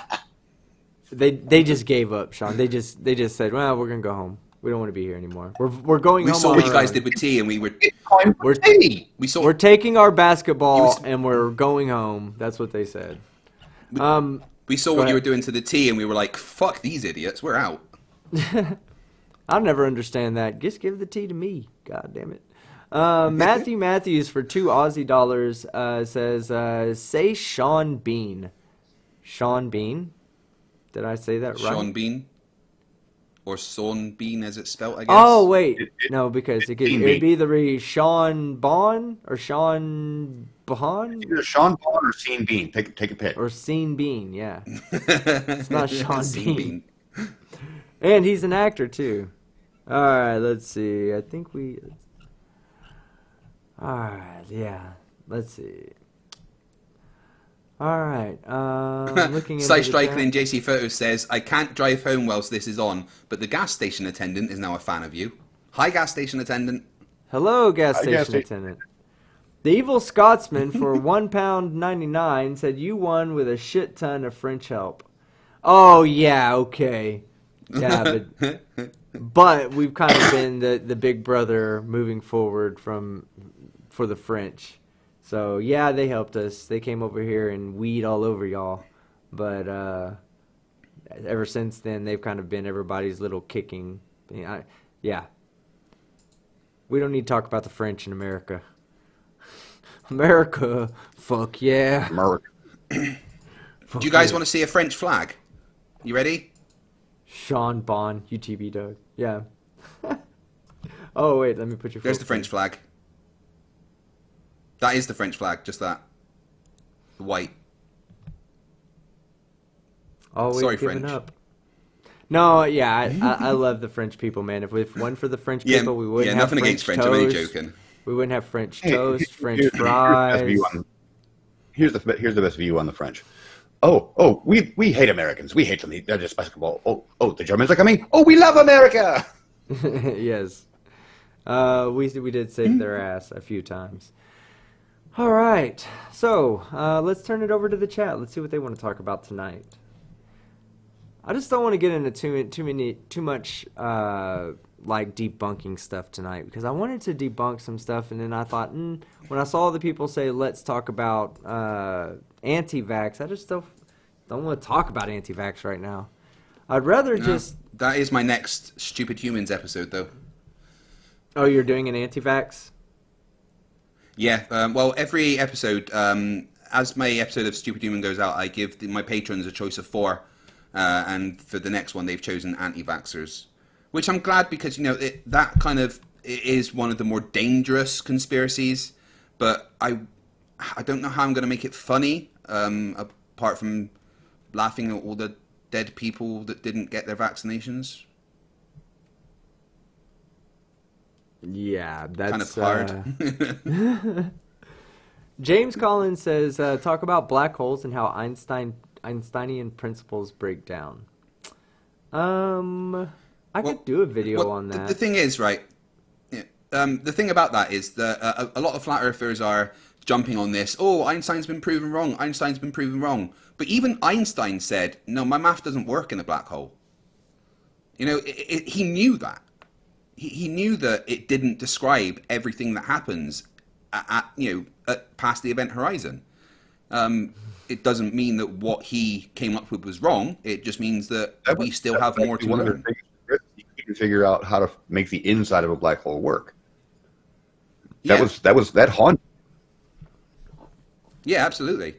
Well, I'll tell you one thing that a lot of people get wrong. A lot of people think that the event horizon is determined by like the same thing that we have a how we have an escape velocity, right? You'll hear people say that, oh, well, the event horizon is where the escape velocity needs to be faster than the speed of light, or beyond the event horizon is where the speed of light becomes the necessary speed that you would need to get out of the black hole. The truth of the matter is once you're beyond the event horizon, there is never any coming back, no matter how fast you go. No. All points, all straight lines will, no matter what direction you go from inside of an event horizon, you will end up at the eventually end up at the singularity. So that's why they have that. Go ahead. You guys have seen Orville, I'm assuming, right? Nope. Please tell me you've watched Orville. Nope. Go and watch the Orville. Right. In the second season of the Orville, they have the Kalon War, where the AI from Kalon start attacking, right?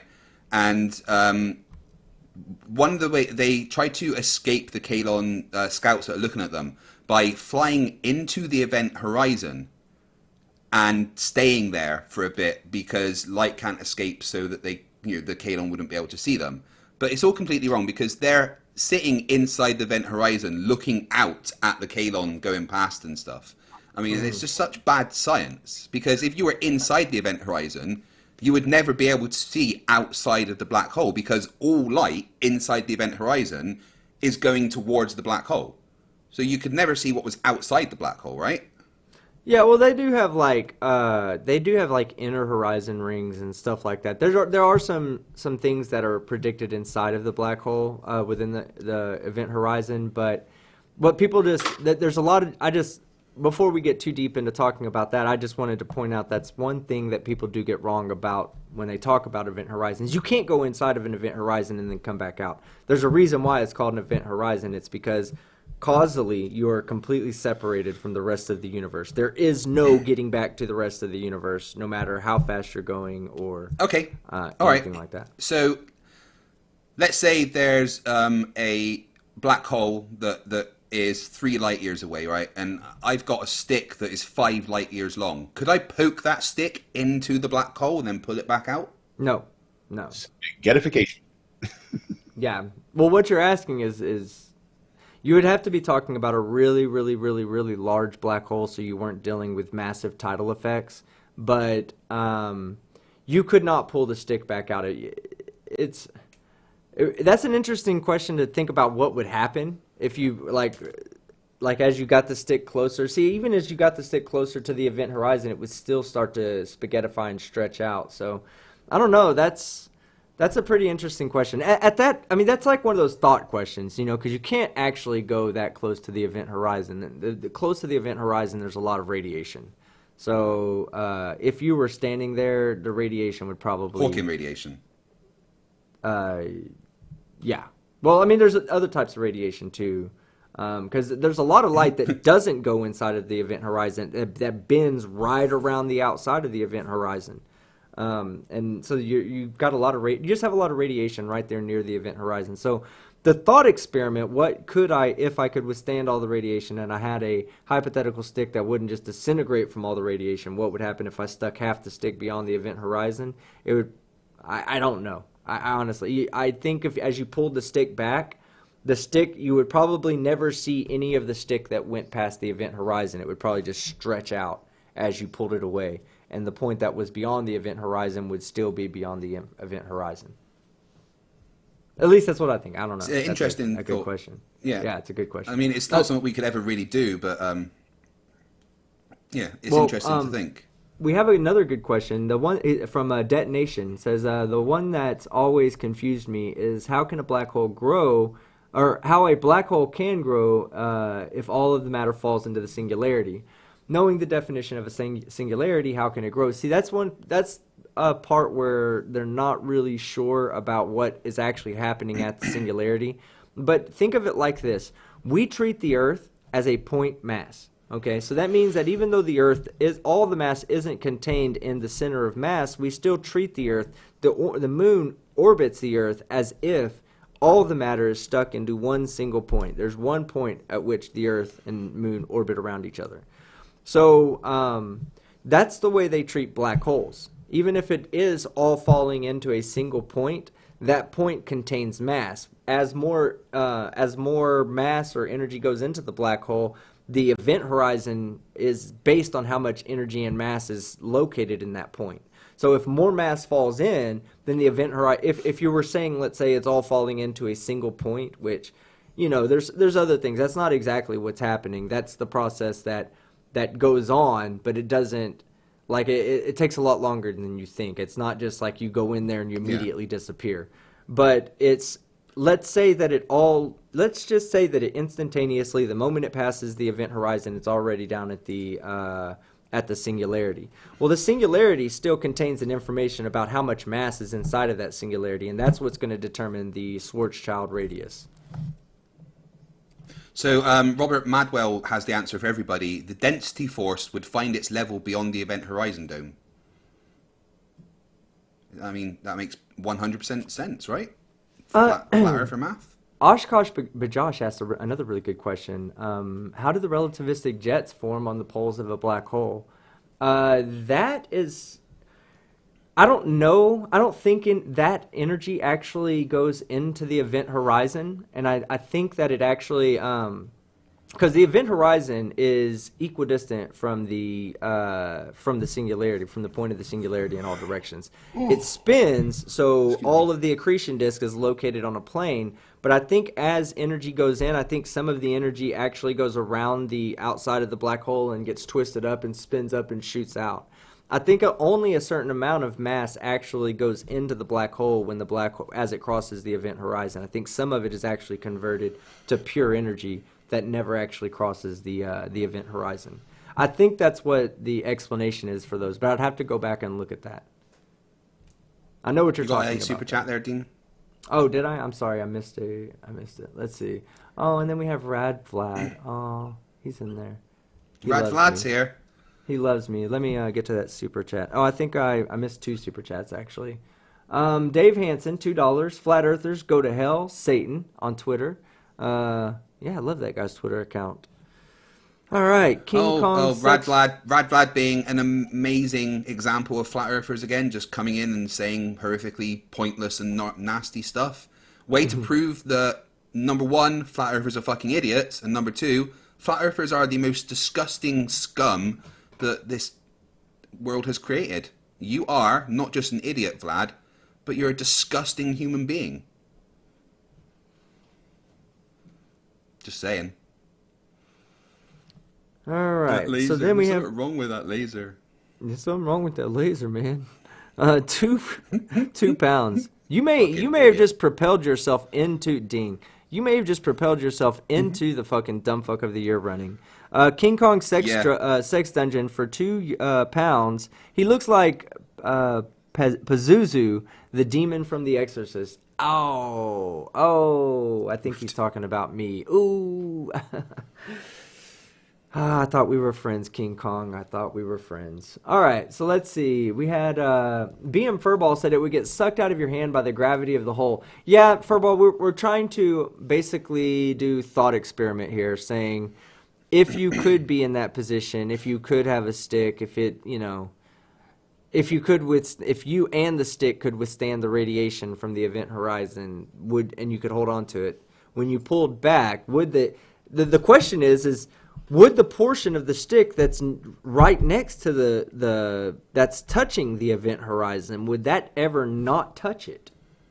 That's the question that really needs to be asked. If as you pull away, would the end of it stay at the event horizon? If it would, that'd be pretty cool. Brown01 says, yeah, broken spaghettified stick. That's what I think. I think as you pulled it out, I think it would just stretch out from the spaghettification that'd be happening as you took the back end into a lower gravitational field. But as you pulled back, it would stretch out and get thinner. James Collins asks, what do you think about the warp field experiments? I'm assuming you're talking about the research into the Alcubierre drive, which is kind of based on the theory of Star Trek's warp drive. And I think Team and I both agree that is probably the only way that we could travel faster than light, because we aren't traveling faster than light. We're just moving space around us. Clive Wells says, talk about the non-existence of rigid bodies. Yeah, that's a good one. Rigid bodies are mathematically calculated predicted objects. Okay, we just predict them mathematically. We don't actually. There's no way that you can get a completely rigid body anywhere. Everything that we consider as a rigid body is not actually a rigid body, because it can experience length contraction. See, what happens is if you get a fully rigid body, it cannot experience length contraction at all. So any movement of that object is going to basically destroy the object.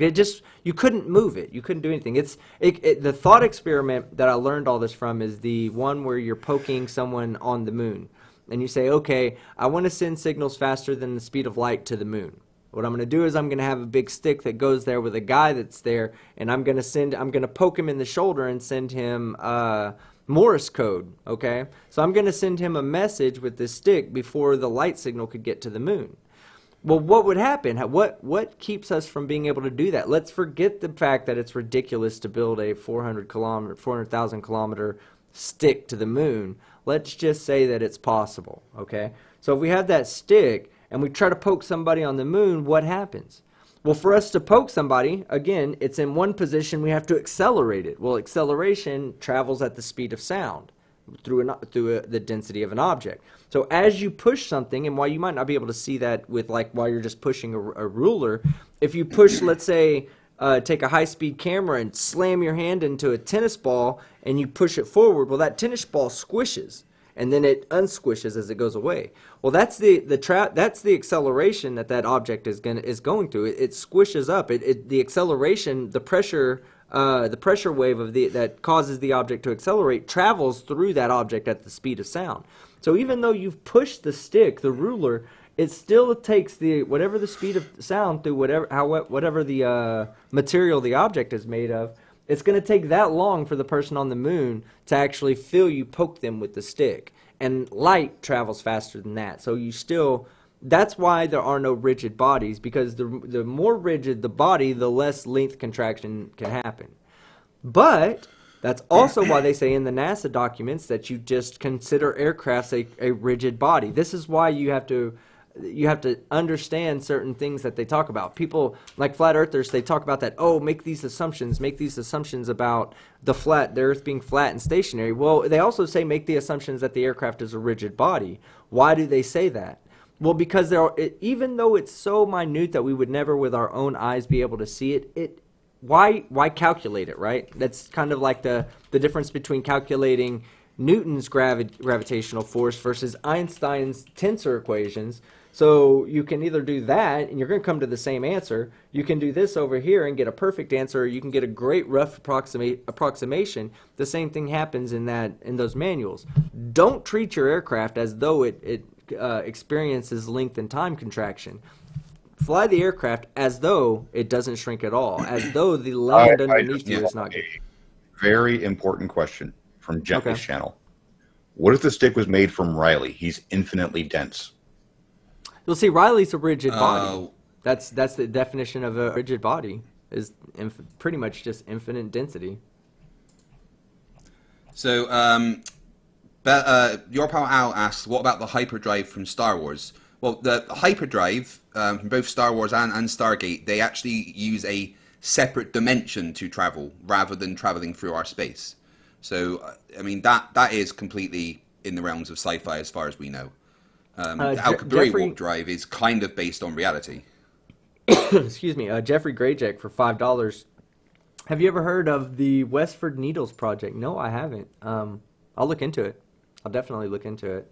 Let's see. There were some other good questions that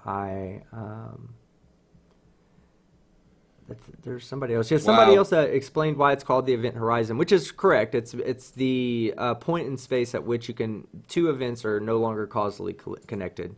We can call it the particle horizon is also an event horizon. I don't know how else that's a pretty good explanation right there. Even though that everything we're saying is still the same, we're basically saying that, but that's the actual definition of why it's called the event horizon is because the 2 points in space on either side of the event horizon are no longer causally connected. All right. Rad Vlad is currently spamming my channel with message after message saying that we take it up the butthole. I feel sorry for your child, Vlad. He's older than me. He's older than me. When you came on my channel last night and got your kid to say the Earth is flat, you became the lowest of the low of scum. Rad, I'm sorry, but that is child abuse, and then you're fucking scum. Agreed.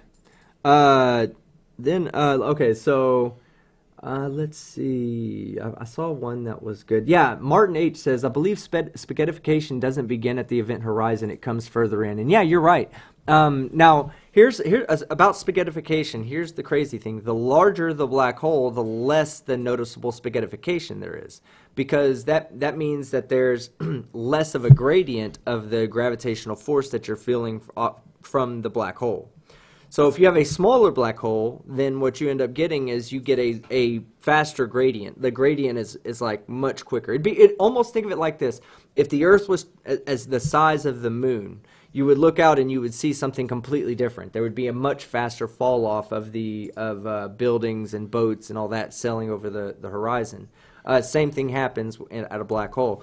The smaller the black hole, the way the physics works is it's the gradient, the gravitational gradient is much more pronounced. So a shorter distance will have more spaghettification. So it's kind of like if the Earth was, the size of the sun. If we were standing on the sun, then it would be legitimately flat. I mean, everywhere would look to us like it was completely flat. It already looks pretty flat to us here on Earth. And the sun is much, much bigger.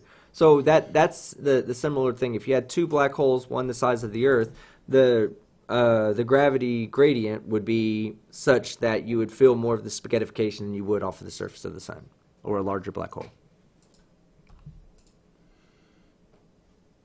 FTFB, Science, what is your favorite sci-fi movie for me and you? Favorite sci-fi movie. That's a good one. And I'm gonna go non-generic here. I'm gonna try to think of a good one that's not generic. I'm trying to remember the one where the guy was caught in the time loop. The one the guy was caught in the time loop and he kept getting back on the train to solve the... No, not that one. Even though that is probably one of my favorite sci-fi movies. The one where he's stuck in he died in the plane or in the train explosion. And they capture his consciousness and they keep making him replay the event. And what they do is every time he gets new clues, he goes back in. He's trying to solve for who committed the bombing. I can't think of what the name of the movie is. That one always intrigued me because of the concepts of time. What are we doing when we send somebody back in time? Of course, we're not sending people back in time now, but this is something that people will contemplate. And I'm sure that there are physicists out there, or physicists in the future are going to contemplate that again and try to revisit that one day. What happens when we send somebody back in time? Do we start a new timeline where both timelines exist and they'll never come back together? So that if I go back and kill my parents, would I only not be born in that timeline? Would I still exist? Or would my children still exist in this timeline? Stuff like that. I can't think of the name of the movie, but I'm sure somebody's already answered it. Let's see. Source Code. That's it right there. Source Code. My favorite movie is probably... My favorite sci-fi movie is probably Event Horizon. Fucking love that movie. Scary as shit. So you like sci-fi horror? Yeah, I like sci-fi horror. That's cool. But the only reason the source code really I like that movie was because of the concepts of time travel and what that would mean philosophically speaking, what that would mean to us. Because we've all seen the Back to the Future scene, right? Where he's playing the guitar and his mom's fallen in love with him and they're about to not be together and he's instantly disappearing while he's playing the guitar. He's looking at a photo and the people in the photo are starting to disappear. I mean, to me, I don't think that would happen. I think if you took a photo back in time, that photo that went back in time is not causally connected to the future. It's back in time now. There is no going back. Something that happens in the future doesn't also come back and change, the past. I don't know. See, that's what I'm saying. There's just so much you could think about with time travel as to what really happens in time travel. Or whether it's even possible. Thoughts on Rick and Morty? I love Rick and Morty. I think there needs to be more... Pickle Rick! I think there needs to be more adult science humor. And that's what I see Rick and Morty as is a good way for an adult who's not who doesn't want to go back and relearn everything but kind of wants to just kind of pick up on new concepts and stuff. I think Rick and Morty does a really good job of talking about stuff like that, putting it in a fun and comical way, and that's where I get all my science from every time I debunk flat earthers. I'm really glad that they've they've said that we've contracted you for 70 episodes of Rick and Morty. I want to see it come thick and fast. Yeah. But your pal Al says, what are your thoughts on the possible upgrade of Hygeia to a dwarf planet? Of what? Pluto's a fucking planet. Did they categorize it? Hygeia? No, Pluto. No. I heard Pretty somebody. sure I heard Pluto's still a somebody dwarf say planet. that. I heard someone say that they were thinking about reclassifying Pluto as a dwarf planet or as a full planet again. But no, I didn't even know about Yeah. that other one. BM. Asteroid Hygeia is round enough that it could qualify as a dwarf planet, the smallest in the solar system. It's an It's within the asteroid, so main it's in that. asteroid belt. Yeah, it's in the main Yeah. asteroid belt. Okay. BM Furball says, "Are you familiar with time travel via wormhole and relativistic travel?" Wormhole one's an interesting one because I used to think, that, of course, before oh great, now we're buffering again. Why is my shit buffering? Okay, I used to think that, like, with the double slit and the quantum eraser experiment, I always used to think that there was something about time we didn't understand. That information, whether it be quantum information or some kind of information that we don't have access to, gets sent across something that appears to go backwards in time, and that's always possible. Nothing really in physics says most processes in physics are time reversible. So running it backwards versus running it forward means nothing to us. I mean, we just don't. We could be moving backwards in time and have no idea that we're actually moving backwards in time. That's just, and we would see it. We would register it as going forward. We'd see it on our clocks as going forward. But in the real time, in the real forward time, that's all going backwards for them. And neither one of us would know. We would each think the other one was heading in the wrong direction. So there's nothing about physics there's not a lot about physics, not a lot of processes that are non-time reversal or reversible. But I also used to think that there was a way, let's say, that through a wormhole or something that we could send information to something backwards in time. I'd no longer think that's going to be possible. I think that everywhere we look, every time we look, it always seems to be the space always moves forward for us.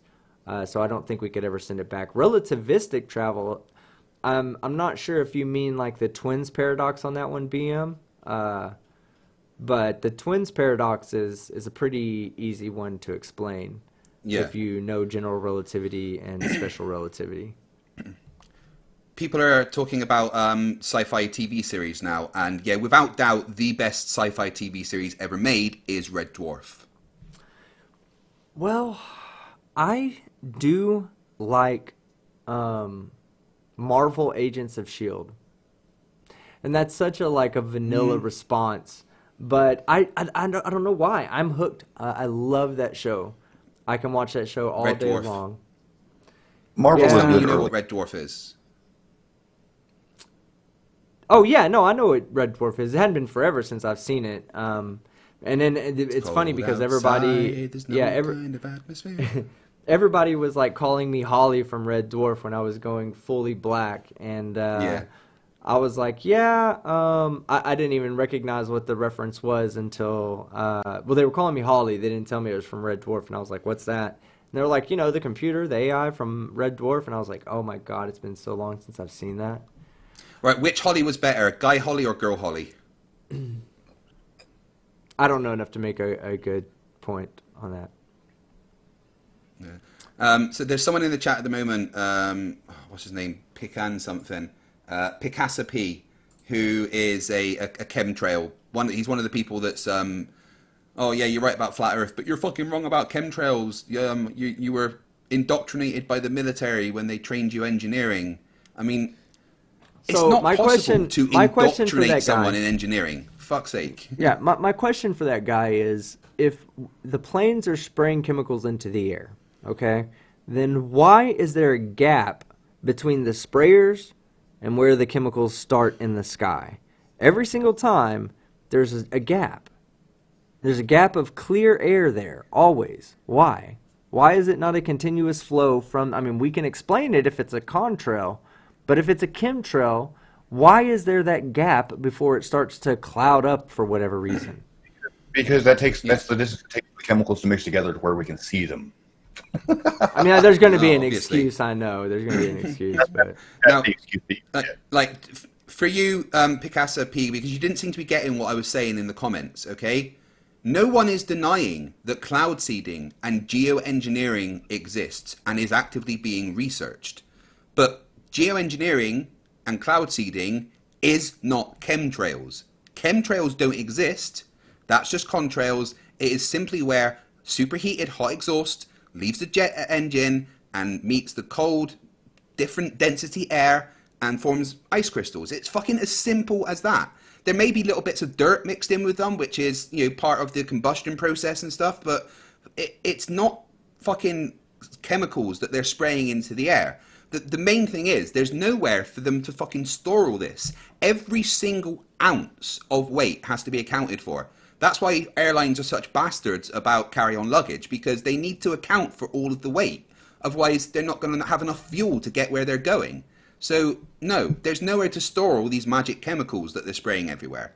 And stop trying to say, well, you're wrong because government says that there's geoengineering. Yeah, I fucking agree with that. But chemtrails are not the same thing. It's called the false association fallacy, and it makes you look like a fucking dumbass. Yeah. 5 Aussie dollars from John Rapp. Love you guys. Aussie, Aussie, Aussie, Aussie, Aussie. All right. During work again. You guys really got to get your time zone sorted and metric. We don't go metric around here, John Rapp. You know that. It's all imperial. Wait. Yeah, imperial. Miles per hour. Earth's not twat or flat. Earth's not flat. Sorry, that F looked like a T. And T in that sense was twat. So it made sense. Yeah, Earth's not a twat as well as it's not flat. Derek Rexman says, Team Skeptic, what's your thoughts about the black hole era? Do you think it's even possible? I'm assuming you mean the black hole era that's predicted as we move forward in our universe. And yes, I believe it's absolutely possible. What you'll end up getting is all matter will be converted pretty much to either energy, pure energy in the form of photons, or they'll just coalesce into black holes and be stuck together. But then what happens then? Well, when all the black holes, let's say we get to all one large black hole, well, as long as there's nothing for the black hole to feed off of, no matter how long it takes, that black hole will eventually evaporate, which means turning all of the universe into energy, and eventually just cooling completely off and dying in the big freeze. I always wish there was some kind of mechanism that would bring us back to our starting point so we could start over and then have a second universe or whatever, but I really don't think that's... Now looking back on it, just the laws of thermodynamics really seem to point towards forever just being a lonely, dark, cold universe with nothing in it. So Picasso P has gone back to my comments and he said, I just saw you in Team Skeptic and it made me puke. Sigh. It's all about the money, huh? I just wish we could promote better people in life. No worries, you have your free will. I choose no to watch or promote it. It sickens me. Why do you choose to do this with your life? Do you want to know why I choose to do this with my life? Because stupidity is not a right. It's fucking as simple as that. There is no reason in this life to be fucking stupid. Mm-hmm. See this?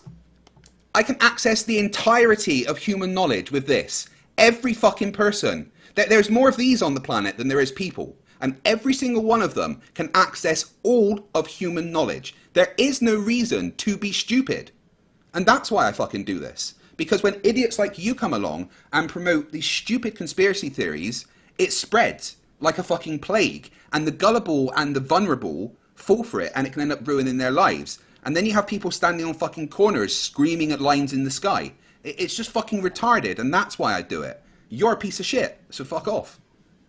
Who is that directed at? So I'm that guy, the chemtrail guy. As Cold Hard Logic says, you are chemtrailer trash. Yeah, I'm honestly, I'm losing my patience with these stupid people. I'm here. I've tried to be nice to them. But I'm going to go back to just being absolutely fucking brutal to these idiots because I'm done with it. You're all fucking morons and you deserve to fucking be smashed in the face with a hammer.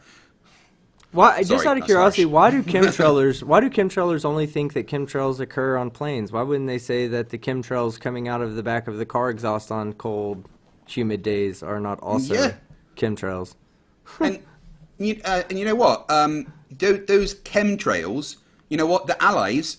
in the Second World War had real fucking issues with those chemtrails because they alerted fucking the German forces to when they were coming. So why were they still spraying those chemtrails to let the enemy know where they were? It's fucking stupid. Let's see. I'm trying to see if there's any other questions. All right. Janie says there's 1 week. Let me go back to that one. That one's a good one.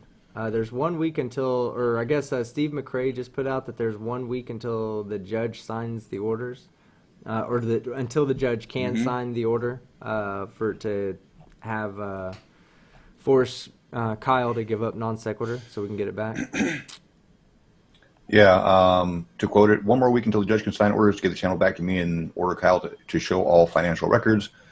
We will be seeking damages per count in addition to principal plus court costs. Sorry, been a delay. There was a mandatory waiting period. Daniel Cooper. They did that in Futurama twice. They missed it the first time around. I thought they went more than twice from beginning to end. Do you know what we're talking about, Fight? Sorry, I'm reading the messages from JM to back and forward on Facebook that people are sending me. James Collins says, can you talk about the possible existence of white holes? Yeah, white holes, they're theoretical. Of course, we've never seen a white hole unless you want to consider the Big Bang a white hole.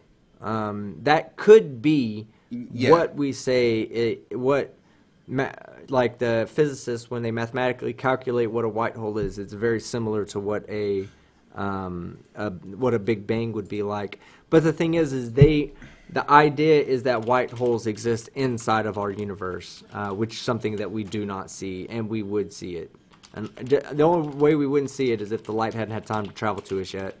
So, yeah, we'd probably, well, I mean, I guess there's always a possibility. But you would have to say, James, where's the white hole coming from? A lot of people say that the mass of the black hole, all the mass falling into the black hole comes out of a white hole somewhere.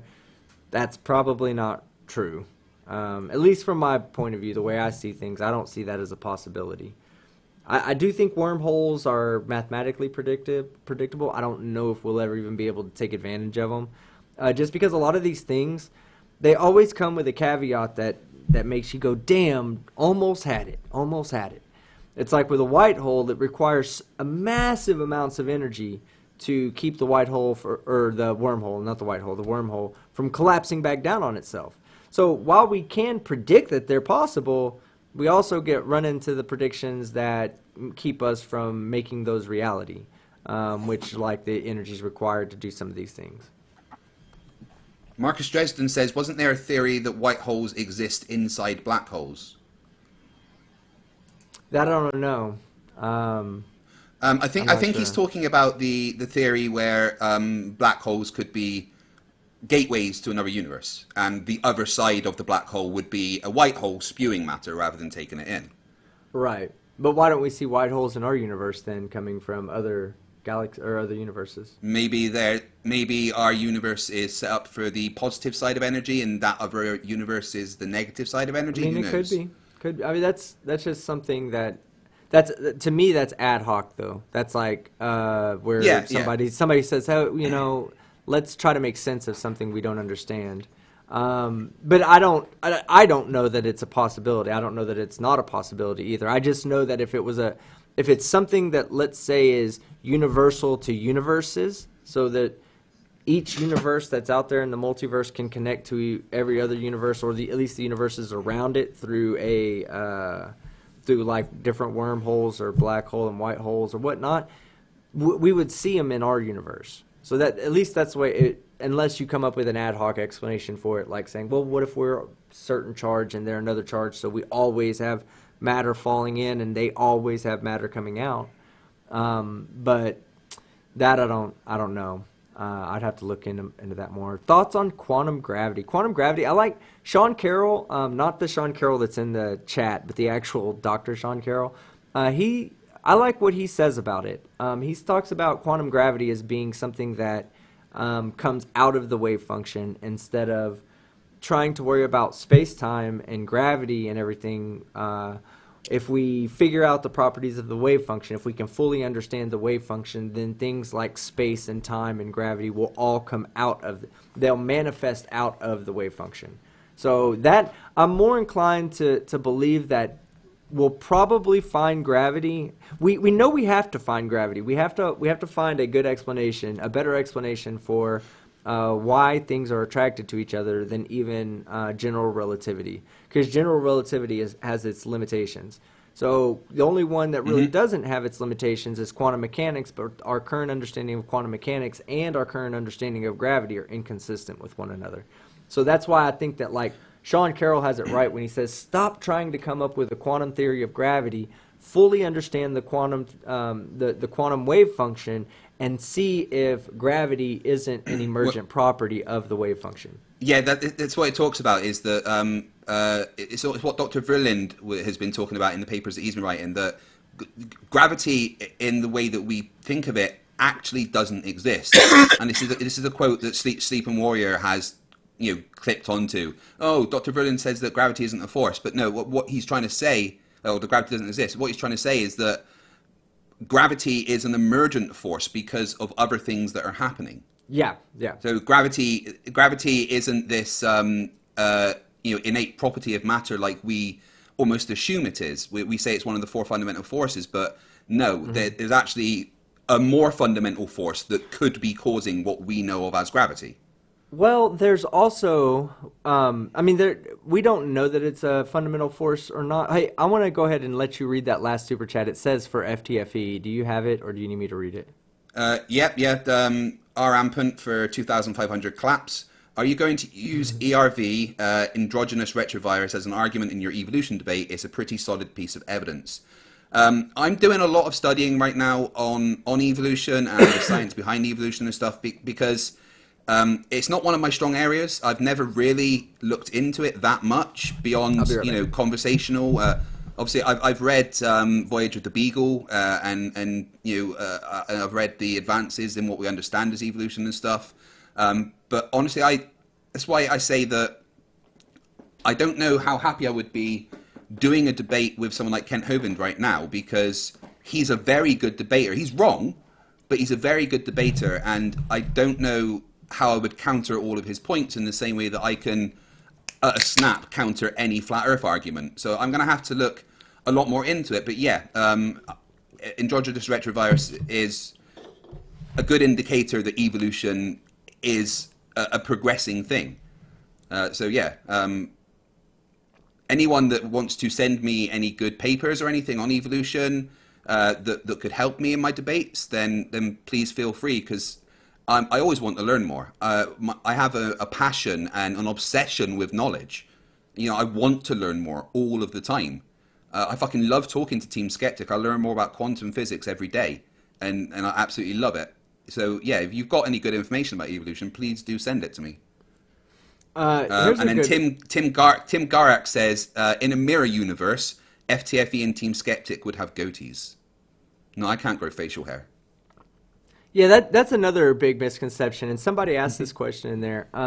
So when they talk about multiverses and then they talk about many worlds, a lot of people get those two confused. The multiverse is more like there's a couple of different ways of explaining it. Some of them are like one universe that just extends so far that we basically, from every distance that you can see in each direction, that's your universe. On the other side, there's another universe.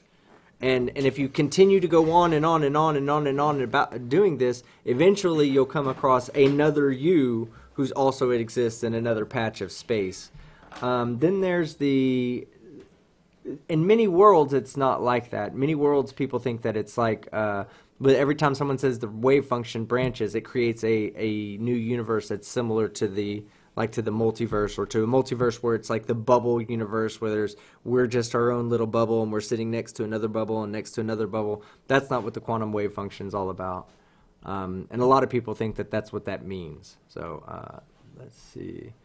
Hey, get this, I have a video coming out that I guarantee that I'm going to have a game that we play in that video.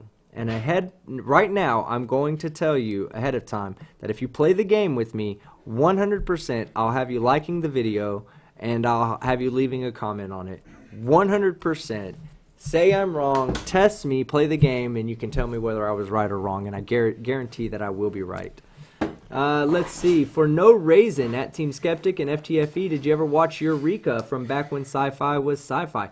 Yeah, you know, I like Eureka. I like those quirky TV shows where you're not going to find them like Eureka. cute, Fucking love Eureka.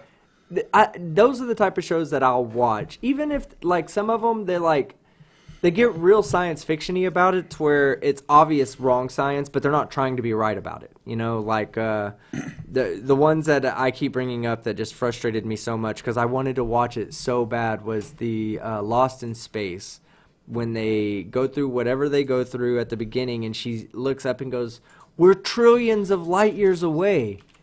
And you're like, how would you even fucking know? If you were trillions of light years away, how would you know? You have no visual reference that you can. If you have every map in our observable universe from where we're at right now, if we have every star mapped out and infinite amount of computational power to be able to go through every configuration of what we see after the event, you know, after you get thrown to the other side of the galaxy, if we had infinite computing time and infinite computers, we could figure out where we were based on pulsars and other stars and galaxies and whatnot. Nothing a trillion light years away. We've never seen anything that's a trillion light years away, ever. Bottom line. So for her to say that for her to know that she was thrown trillion light years away is kind of ridiculous. But that was something very basic. Like, they could have just said, oh my God, they threw us billions of light years away. That would have still been in our observable universe. That would have still made sense. But the fact that they said trillions, it was just like, oh. But Eureka has those science fiction things that are really not trying to be serious. It's obvious that it's a comedy and it's fun. Rest in peace to Jim Leahy. I think he passed away this year. The guy he's in Eureka, I believe it. Isn't he in Eureka? The guy from Trailer Park Boys, Jim Leahy, the guy that plays Jim Leahy. Somebody looked that up to make sure, but I think he just passed away very recently. And I watch a lot of Trailer Park Boys, so rest in peace. All right, so then we have Sigifredo Sarabia. If the universe is finite or is infinite, how is it still expanding? How does it expand to if the area really has no definite created space of natural law? Well, think of it like this. Think of it like taking an ink gun, okay? Let's say you had a syringe and you filled it up with blue ink, and you stuck it inside of a fish tank, okay? You stuck the syringe inside of the fish tank, and then you injected the blue ink into the fish tank. Well, the medium through which the universe exists in does exist, just like the fish tank exists. Just so the blue ink inside of the rest of the water has a chance to expand out and keep going outwards. There is no, and let's say it's an infinite fish tank, there is nothing to stop the blue ink from just going out forever. That's the way it is for us. We exist inside of another construct. Well, I say that like, I'm speaking as if this is the way it is, but I'm making huge assumptions here. I'm assuming that we live in an infinite universe, and what we do have is we're just a bubble inside of another construct that's expanding out. The actual size of our universe is probably bigger than the observable size. Okay, so let me get to the next super chat. Stephen York, 30.99 Aussie dollars. Aussie! Aluminium, there you go, guys. I said it right first time. Aluminium was renamed, aluminum was renamed to aluminium to be correct. You're supposed to pronounce the I. American jackasses like myself, fucking rednecks, just say the old way. It's similar to solder over time changing to solder. Oh yeah, solder, S-A-U-D-E-R, over time changing to solder, S-O-L-D-R. It's still pronounced solder. You're supposed to say the L, I guess you're supposed to say solder, but I say solder also. So yeah, thank you, Stephen. I appreciate that. And thank you for the super chat. All right, let's see. Just had a suggestion from Lucas Marshall. Yeah. Says, could you suggest to the guys to maybe upload the audio as a podcast? Science or Satire would make a great listening on the daily commute. Already in progress. Yep. We're going to be doing podcasts, getting the audios onto the podcast, as well as we're going to be putting together the greatest hits. Like, I was thinking probably every 3 episodes I will consolidate the best moments from those 3 episodes into a short 20-minute video. For those of you that don't want to sit through 3.5 hours of nonsense just to see the parts that were hilarious. The parts that are hilarious are worth it, but I just haven't been able to do it. We're finally getting, this is number 9, so now we're finally starting to have actual, episodes under our belt. But damn, 9 episodes, that went quick. Shit. All right. Oh, yeah, John Dunsworth. That's his name. Thank you, Brown01. I appreciate it. Rest in peace, John Brownsworth. Or Dunsworth, I'm sorry. I was looking at Brown. Robert Leger said, Woo made it back. All right. Welcome back, bro. Let's see. The whole damn stream is worth it. Yeah, but there's also people that want to get it on podcast. Podcasting is becoming a popular thing for... Yeah, well... It is good. I like it because it stores them all in there, and you can just go and listen, and you don't really have to be looking at it. Even though this is a video, even though right now you could set down your phone or go do something else and turn this on just speakers, because it's a video, you're going to be inclined to still want to peek over and look. It becomes a distraction. So I do understand why podcasts are popular and why they're making a comeback as well. All right, let's see. Oh, Cypher Zero is in the chat, man. It's great hanging out with you the other day. Hey, buddy, how you doing, man? Joker's awesome. Wild Thank you for says, being there on my stream. so what's happening to the Science or Satire channel itself? Well, all these episodes will eventually be uploaded. I say eventually, probably in the next week or two, they'll be uploaded over there. We're just going to use that right now as an archive channel as we build up subscribers. Once we have enough subscribers to really be doing stuff over there, we'll be doing stuff over there. Now, I will tell you that once we do get the Science and Satire channel up and running, we're going to be splitting that 3 ways with Sean. So the quicker we can get ourselves into a position to move... Yeah, the quicker we can get ourselves in a position to move completely over to Science and Satire, the quicker that we can really be doing things like putting a lot more money into the other contributors. I'll just say this up front so it's actually on record. No, I will not Kyle you guys. I won't Kyle you either. I'm already planning to Kyle you. I've got it all planned out. So, but guys, in all seriousness, if you aren't subscribed to Sean Hufford, then you're missing out on one of not only one of the smartest people that I talk to, but one of the best flat Earth debunkers that there is. Sean is an endless source of information on flat Earth and the ways to get round their stupid.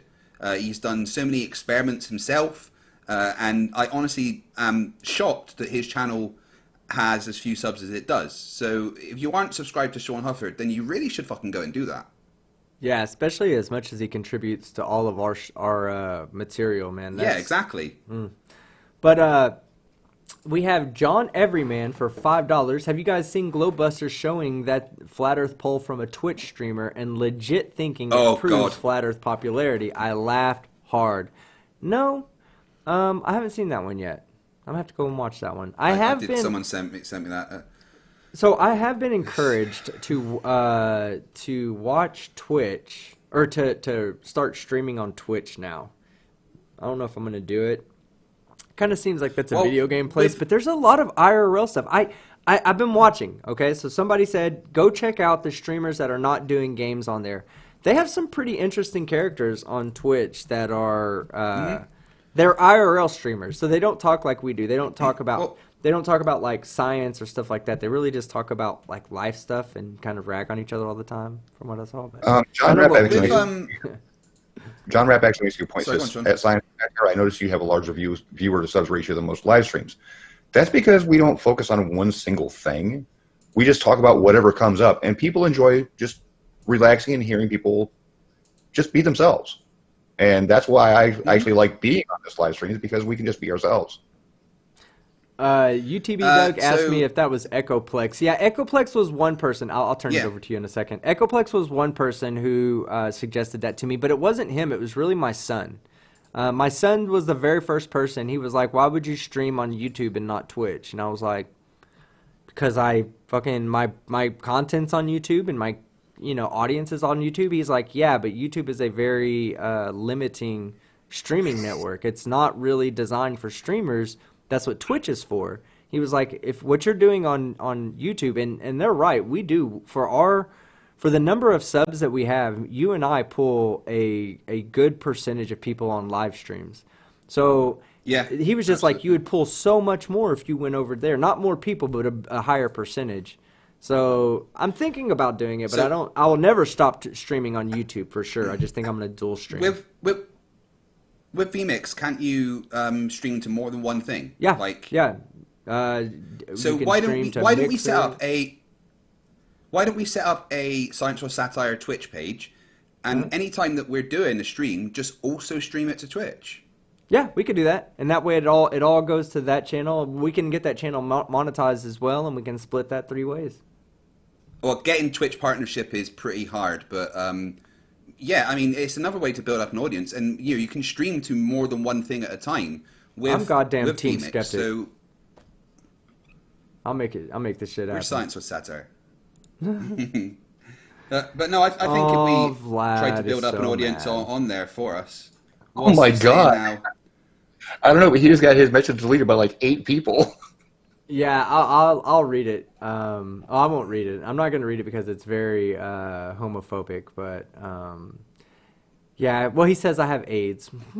Well, no, you know what? I think we should read it to point out what kind of a dick he is. Nah. This is what Flat Earth gives us. This is what Flat Earth is now. Is people like this. Yeah, but it's not gonna contribute to the stream, and I don't want to offend anybody out there.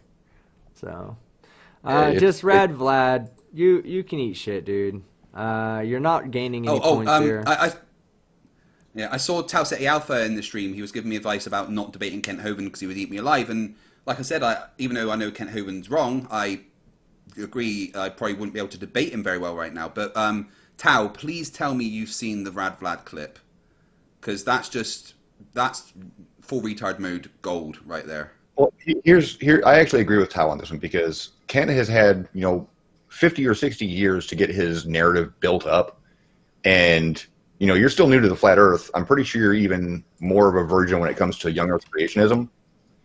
So yeah, I think that you would be in a boat where Kent would absolutely decimate you with sheer amounts of stupidity, because you're not up to snuff on what all of his arguments are. Because he's got some really, really logical sounding arguments, but you really have to dig into a lot of science to debunk him. Yeah, and that's where I think I would fall down, because I don't have the greatest knowledge of evolutionary science.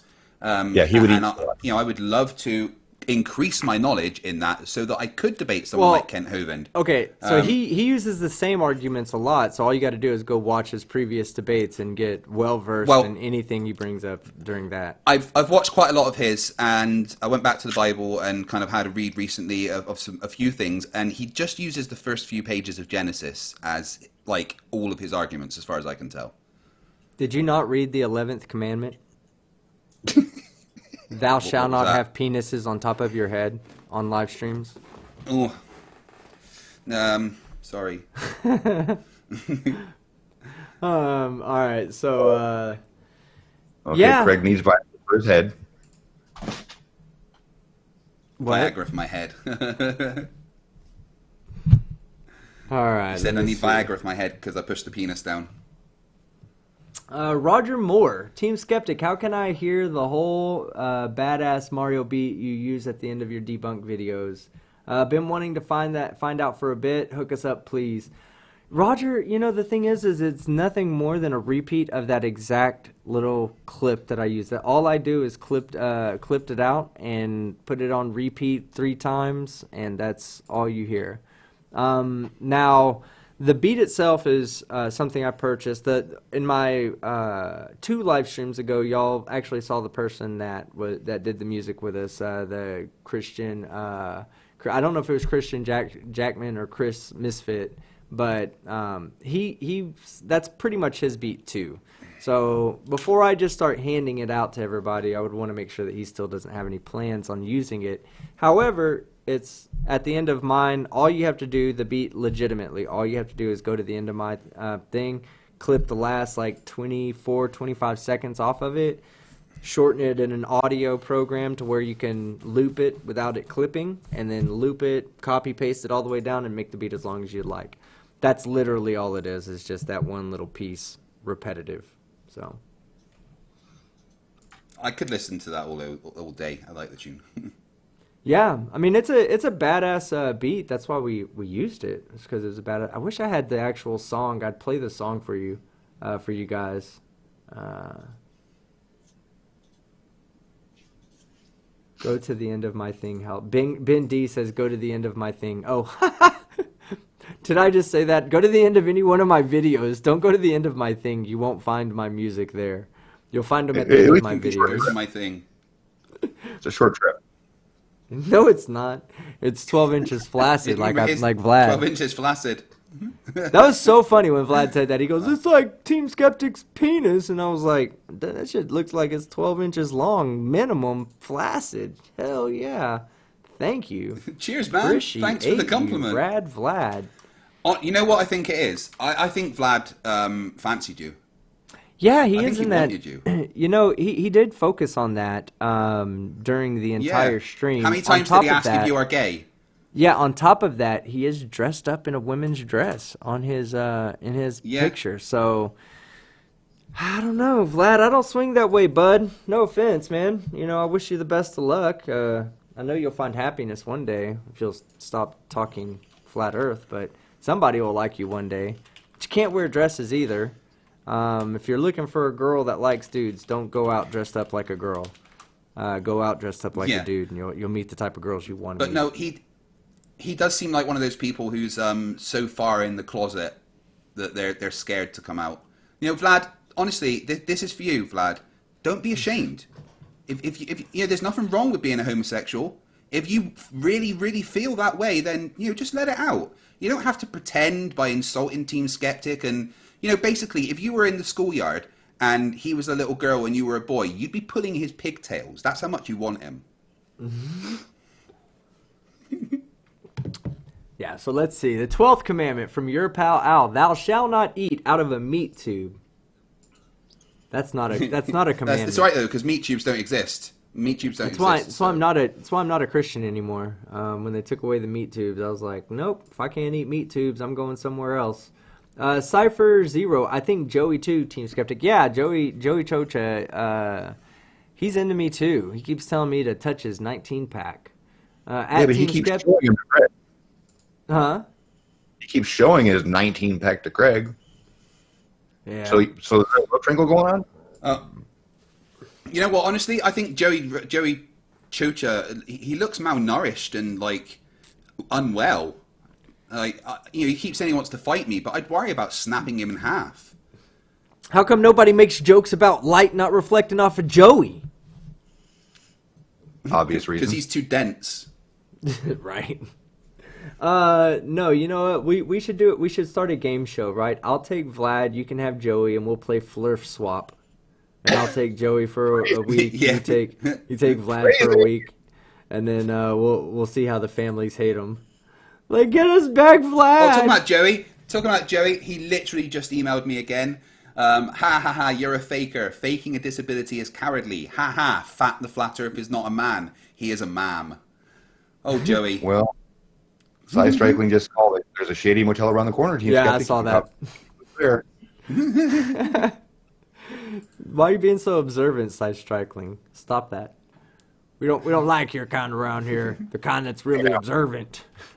Hey, stop it. Vlad should join the Grays Embrace Flat Earth group, also known as GAF. All right, let's see.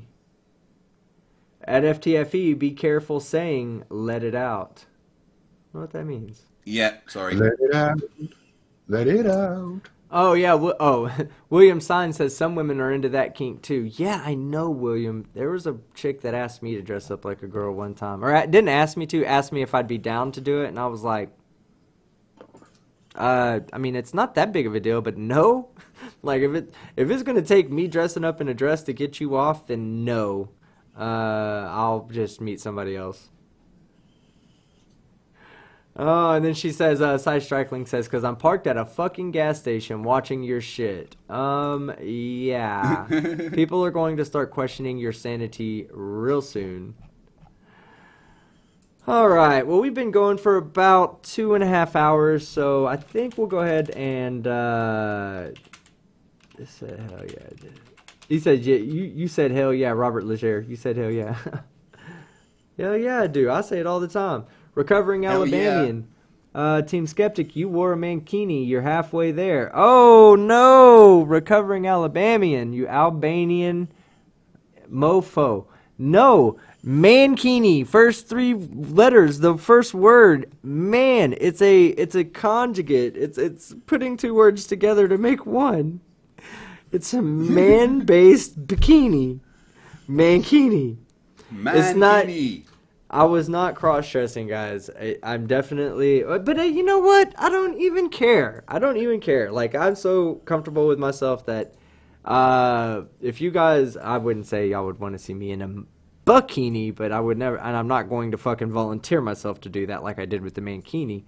But even if it came down to doing that, I still wouldn't have a problem with it because I know who I am and I know what I like. So. Hashtag skeptic in a two-piece. Skeptic in a 2-piece. Wow. Let's not hashtag that and say we did. Glass Monster for $2 Canadian. Check out Glasslinger. This guy is goon at reaping. Glasslinger? I'll have to check him out. Let me see. Just because I'm bored. Let's see what Glasslinger's all about. So, for those people that are late to the show, let's muted myself, hold on. 70 videos, 16,500 subscribers. Okay.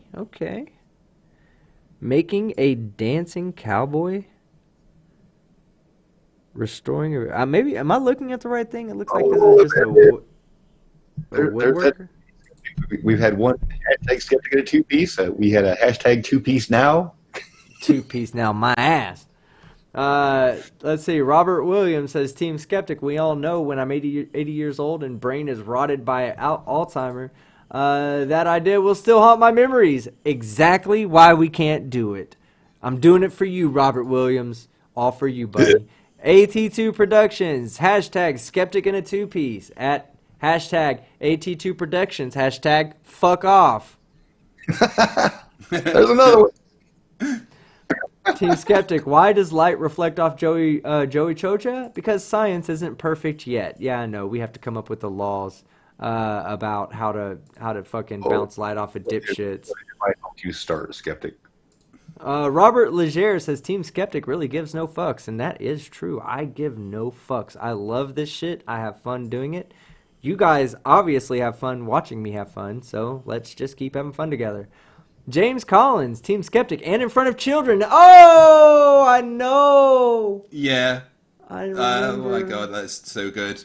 Okay, so we're going to go over the first part of the kids, show. Next year, we're not coming back to this house. Yeah, not to that house. No. All right, so just for those of you that are new to this show, what we did is we recapped the breaking up of J.M. Truth and Shelley, a flat earth love story. They found each other in stupidity. They walked through shit together, holding each other's hands, and fell apart when they realized that they were each stupid in their own fucking ways, and they could not reconcile their stupidity with one another.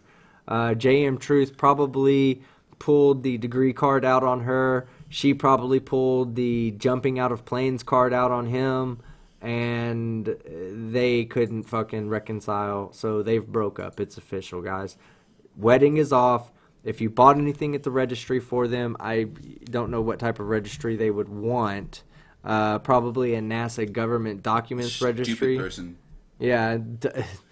We registered at Spencer's Gifts where Team Skeptic got his mankini. All right. So yeah, that was the first part. Have you told the people what the guy thought when you went in and asked for a mankini? Well, okay, so it was a girl that was there.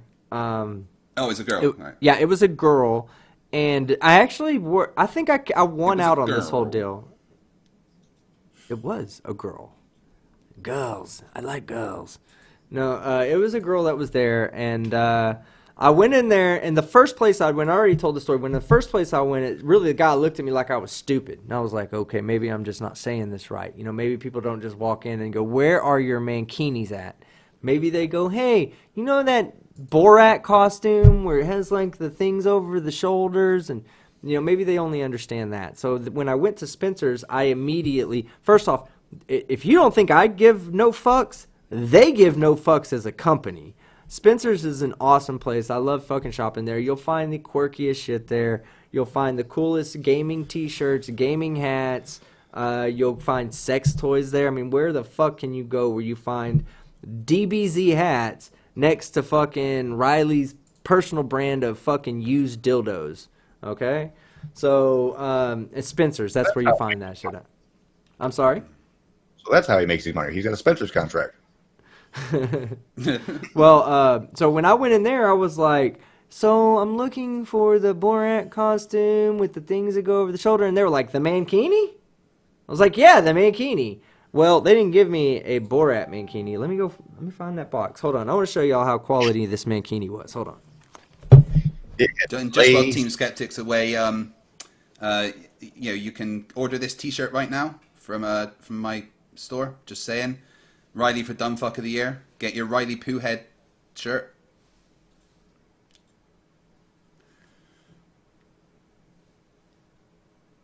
Shameless plug. And here is the Density and the Dummers singing.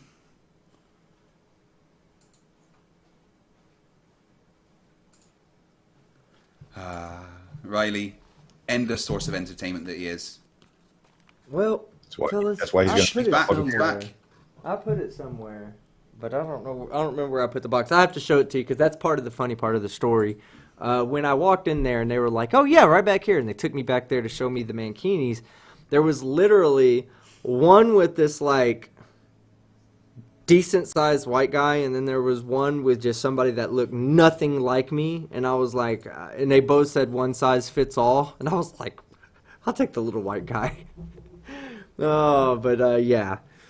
It worked out because on Halloween, where the story was going is on Halloween, there was a knock at my door, and I went to answer the door thinking that it was Amazon delivering my mankini that I already had to go purchase, but it wasn't. It was a trick-or-treater child coming up to ask me for candy. And while I didn't just stand there, I had on pants, of course. I mean, if anybody that saw the show knows that I was wearing pants, but... and I didn't just like stand there like, hey, I just kind of opened the door where it was like maybe like right here, you know, I was leaning out like this, but you could definitely pull up that picture, pull up that picture of me trying to whistle. This is what I look like, okay, to these guys, like that. Like turn me, not you, but if you, in your head, if you turn me 45 degrees and you put like a door going straight down, that's how I looked. I stuck my head out and I was thinking it was Amazon, and I was like, oh, that's not Amazon. And then I looked behind the child, and there was her parents, and I was like, I am so sorry. I totally forgot that, you know, that trick-or-treaters were coming. And I'm in a live show right now on the internet. I really have to go. And I just shut the door and walked back. In a live show on the internet, wearing a mankini. Yes. So I'm in a live show on the internet wearing a mankini. And that was the last they heard of me. And my house, no children came and visited my house moving forward. I mean, I don't know if it was because I turned the light off or if because they were warned by the other parents. Don't visit that guy. To begin with. What's that? It's probably because you turned the light off like it should have been to begin with. Yeah, it should have been turned off. That was on me, guys. If there's anybody it's on, it's my fault. I'm not going to push the blame on Sean for this one. All right, let me see. I think we got a couple super chats. Let me get over to those real quick. I'm still waiting for the police report for that one, by the way. Oh, yeah, that would have been hilarious if they would have fucking came knocking on my door. Like, hey, we have a children reporting you being inappropriate. $5 from William Signs. I still say Riley and JM have to fight to the death with the winner going to the dogs. And we can mold the Dumbfuck of the Year trophy out of out of the dog's poop. what comes out of the dogs? Yeah. Oh, man. Let's see. Let's see. We got John Rapp for $5. JM Truth for Dumb Fuck of the Year. Michelle Shelley Irwin, 2019. Oh wow! Yeah, we know wow. who her vote's man. gonna go to, right? Ooh, I'm gonna ask her to vote. I'm honestly gonna reach out to her and say, hey, can you vote and help me get him to win? We have Kyle Way for. I'm gonna use this. I'm going to use what? this as a way. I'm going to use this whole thing as a way to convince JM Truth that flat earthers are all horrible and he should be a globe earther again. Then he won't be eligible for Dumb Fuck of the Year. Oh yeah, yeah, you will. So Propel LOL says JM for Cuck of the Year. Hashtag Riley for Dumb Fuck of the Year. Can't support you on that one though. There, Propel. That you know, JM's my horse. So, and I think that was the only one I missed. Let's see. I'll just reiterate this again. Oh no, one more. Go ahead. Filter. I'm sorry. What'd you say? Stars through a solar filter. Stars through a solar filter. Stars through a solar filter. Was that this year? He keeps saying it. It was actually re-brought up. Okay, if he keeps saying it, then I can use it. That's what I'm going to do. I'm just going to bring JM Truth into a fucking thing and make him bring up every fucking wrong thing he's ever said and just say, look, he brought it up in 2019. We're good. He's not talking to Clovers anymore. Bob told him not to. I don't know that those policies are going to stand after the way I don't know if it was Bob or Shelley that told him not to do that. Because Bob isn't really, I don't think Bob's really financially or business or tied to him in a business sense. But Shelley and them are. Is he on FE Corps' website? Yes, he's a board member. He's a board member. Wow. Okay. Kyle Ray for $2, and this is for you, FTFE. Favorite tea? Okay. Yorkshire Gold. Good as I hear. Question mark. Earl Grey is my favorite tea, actually. Sorry. I don't tend to drink tea that much. I'm more of a coffee drinker, but when I do drink tea, I like Earl Grey. Damn, Faux Hammer. He says, I'm a skeleton. 141 pounds and 6'2". Holy shit. If you thought light didn't interact with me, Faux Hammer, I don't know, man. If you ever need help, bro, if you need me to come give you lessons on how to be fat, because I'm fat compared to you. I'll come help you out, Fo. You're my boy. Let's see. Let me find something else. All right. It says, yeah, Spencer's gives no fucks at all, Sean Carroll. You are absolutely right about that. Let's see. Hashtag shameless from Robert Leger, of course. What fun is it in being fucking shameful of having a good time? Curvy New Yorker at FTFE. You should send a short to Riley. It says a short row Riley, but I think it means to Riley. A shirt. I think a shirt to Riley. Oh, a shirt. I offered him one of my old Dumb Fuck of the Year ones. He turned it down. Recovering Alabamian wants to see my tattoo again. That's my family's clan badge from the McNeils of Barra, and it says Vincere Falmore, which in Gaelic is Buddha Nabias. It means to conquer or die. Then that's my wife's name, Emma Louise, my boy's name, Struan Stanley George, and my daughter's name, Violet Jean Olive. Aren't you glad for licking stick tattoos? No, man. So Janie says JM put out a video last month with Rick Hummer, Robbie, and Rob Skiba listing them as producers. In other words, giving him money. I don't know. I watch JM True stuff sometimes, but he's so boring. They're all boring. Yeah, they are all boring. I mean, there's some entertaining ones, but they're entertaining for like one video. Propel LOL says, can you post a t-shirt link to Twitter if you're not already? Fight the Flat Earth. What? Yeah, oh, yeah, that's right. You're banned. I'm banned on Twitter at the moment for another 3 days. I'm in Twitter jail for saying that Try Thinking is abusing his son by forcing Flat Earth onto him. Try Thinking is one of the fucking worst ones because he straight up admits that his son is heavily autistic, yet he tells him the Earth is flat and everyone's lying to him and stuff. And it's just absolutely despicable and disgusting that child has issues anyway. He's autistic. his life isn't going to be as easy as other people's lives. And you're giving him that handicap of telling him that the whole world is fucking lying to him. It's beyond disgusting. And I don't care if I get banned off of Twitter again. I'll call him a fucking child abuser on there again, because as far as I'm concerned, if you teach flat earth to your children, you are abusing your children. And I'll fucking try thinking he said he'd take me to court for libel. I'll fucking stand on a podium in court and tell him straight. He's abusing his child. He is teaching him that the earth is flat. That is fucking child abuse. So yeah, I'm sorry, but it actually, this one of the things that makes me angry, really fucking angry, that they teach their kids this stuff. It is fucking disgusting. All right, so we have Mark Beiser says Lipton Sun Tea is great, and I agree with you. That's what I drink. I drink Lipton, I think. Yeah, I drink Lipton. What's the other one? What's that nasty stuff? Tetley. Ugh, I can't drink Tetley tea. See, we need to teach you how to drink tea. Fight the flat earth. I know y'all dipshits invented it, but us Texans have perfected it. So, Propel Right. LOL says that he's still rooting for both of us, but originally he's an @FTFE fanboy. Gotta stay loyal. Propel, you're dead to me. Good man. Dead to me. What up, Chrismer? How you doing? Oh, and Jane Doe's out there. I wouldn't let my dogs eat either of those dumb fucks. Yeah. Faux hammer hashtag TP skeptic. JC Photos. Side Striking JC Photos says FTFE. I still need an FTFE lapel pin. I do want to put the lapel pin on Teesprings, but they make you do an upfront order, and it cost me about £500 to actually get them produced so that I can sell them. So I'm not quite at a place where I can do that yet, but once I am, I will get FTFE pins made and sell them. And then Cy Strikling JC Photos also said, don't forget, guys, JM is outstanding in his field. Yes, he is.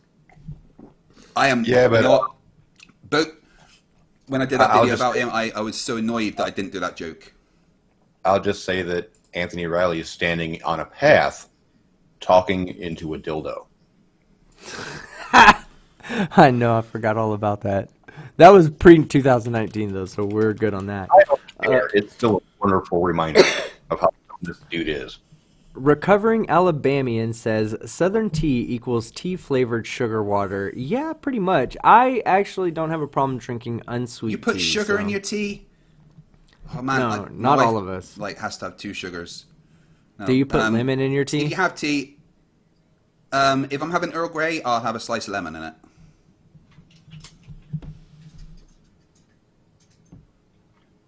No sugar, no milk, just a slice of lemon. I don't know, man. I don't do lemon and, well, no sugar maybe, but lemon I have to eat. I don't know. I can't do lemon and sugar. Okay, lemonade is fine. I know that's weird, right? There's lemonade and then there's sweet tea. But if I have sweet tea with lemon in it, I'd find that to be one of the most disgusting flavor mixes ever. And I love both of those things. Joe Cox says that one of my videos has been blocked. Yeah, the part 1 of my stream from last night has been claimed on copyright. But I can't, the clip that it gives me doesn't really say what, we were just talking about stuff. And I'm not sure why. So I've appealed it and said, look, whatever it was fucking under fair use. And I'll try to get that re-put up. If not, I will. Wait, who hit you though? Was it? Hold on. Was it a copyright strike? No, it says it's not affecting my channel. Okay, it's just a claim, a copyright claim. Yeah, but they've made me take the video completely down. MediaWorks TV Limited for a 43-second segment. So just go delete the 43 seconds and you can put it back up. I just did a shameless plug to remind people of Anthony's dildo.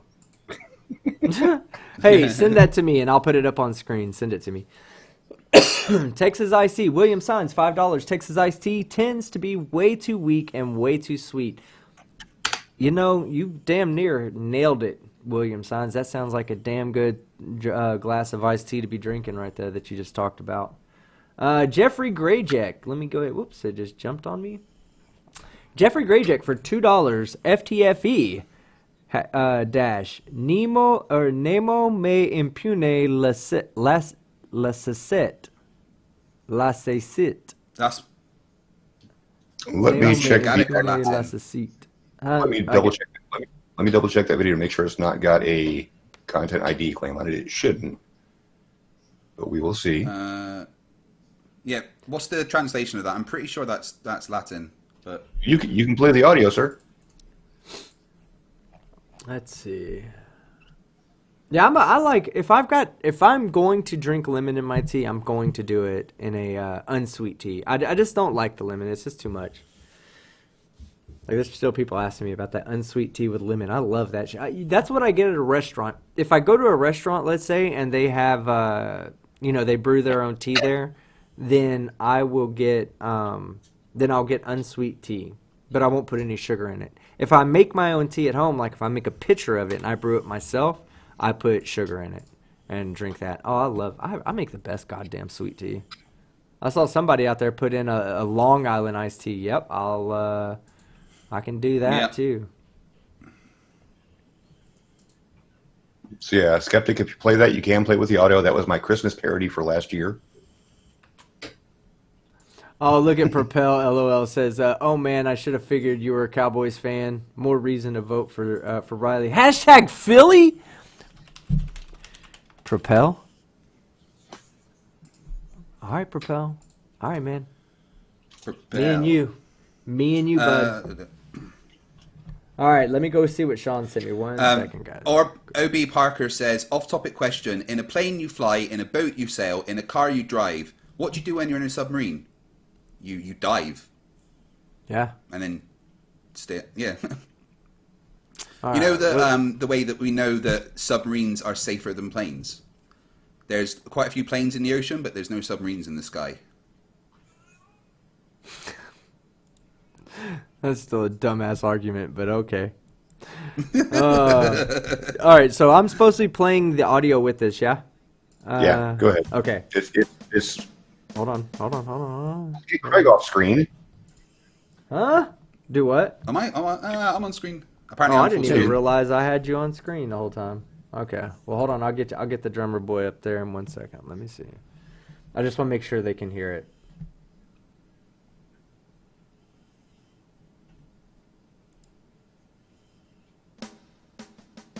Y'all should be able to hear that, right? Yeah, we can hear it. Yeah. Okay, good. That means the audience can too.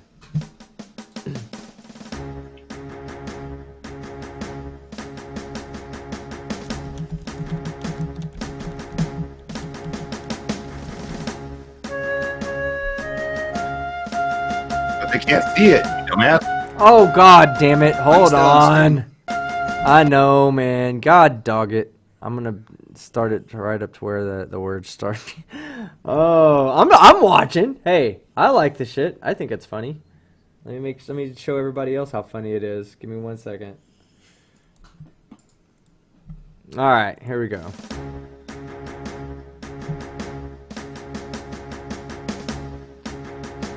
Yeah, but they still can't see. Yeah, they can.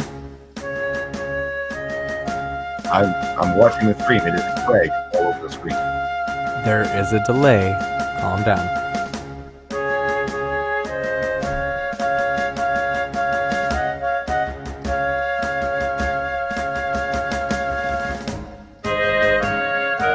There you go.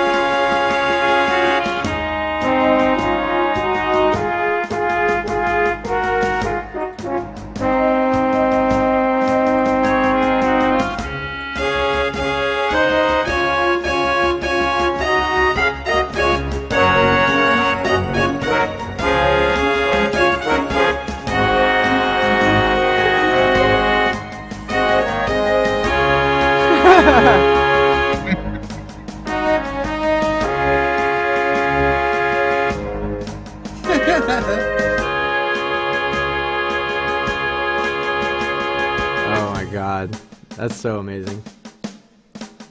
So yes, who is better, JM outstanding in his field, or Anthony standing on a path talking with a dildo? I could give an intellectually dishonest answer if you'd like me to. Well, I'm fully expecting intellectual dishonesty from you, but Yeah, I just refuse. I'm just not going to answer the question. I plead the fifth. 'Cause answering that question makes my candidate look worse. But just to self-plug, that is one of the things I do on my channel is make parodies. I do all the middies myself. It's fun to do. And then I just reword everything and give a lot of flat earth butthurt. All right, we have Which you're good at. another super chat. Give me 1 second. Let me get to it. All right, Andy God. Mobby for 10 pounds. Team, how do we buy your merch? I want a T-shirt. Oh, look at that. He spelled T-shirt with a T-E-A. Yeah, I see what you did there, Andy. I have new merch coming out, actually. I just was talking with Fight the Flat Earth before this show started. I was asking him if he had people that do it for him or if he does it himself. He said he does it himself. I had somebody that was helping me design all my merch and design my store and everything like that. And they suggested, I think they just suggested a really high price point. Because I have merch up there, just never, I don't promote it, it doesn't sell, which is no big deal. I don't live off my merch, but I want to get more merch in your hands because I think that with the way it was priced, I think I should just remove the pricing. But that means I've got to completely redo that whole store because it's all set to a storefront. Because I've already tried to change the price and it just won't let me. I don't know, I've never really set it all up, so I just don't know how it all works. But it's not a problem. I'll figure it all out. I'll get new merch up there. I have about 3 or 4 T-shirts. I have one that I'm working on that's going to be really cool. It's going to say Skeptic. It's going to just say Skeptic right here, but it's going to be like an old school 80s VHS. You'll like that one. I'm also got one that's going to say I am Team Skeptic, and there's going to be hashtag MeatTube. The MeatTube is real. We're going to have that one. There's several of them. I'm going to get a mug also, just like the rest of the members of the community. Everybody seems to be buying mugs and liking mugs. Well, I'm going to have a mug that shows that you call people idiots and that you piss on the flat earth. So, yeah. But I do appreciate it, Andy. Thank you for asking. Just be on the lookout for it. You can find me on Teespring. That's where I'm at right now. But like I said, anybody out there that's considering buying merch, don't buy it just yet. Let me get it fixed. Let me get the price point fixed on it because I don't want you guys paying more than what I feel like you should be paying. Let me see if I missed anything.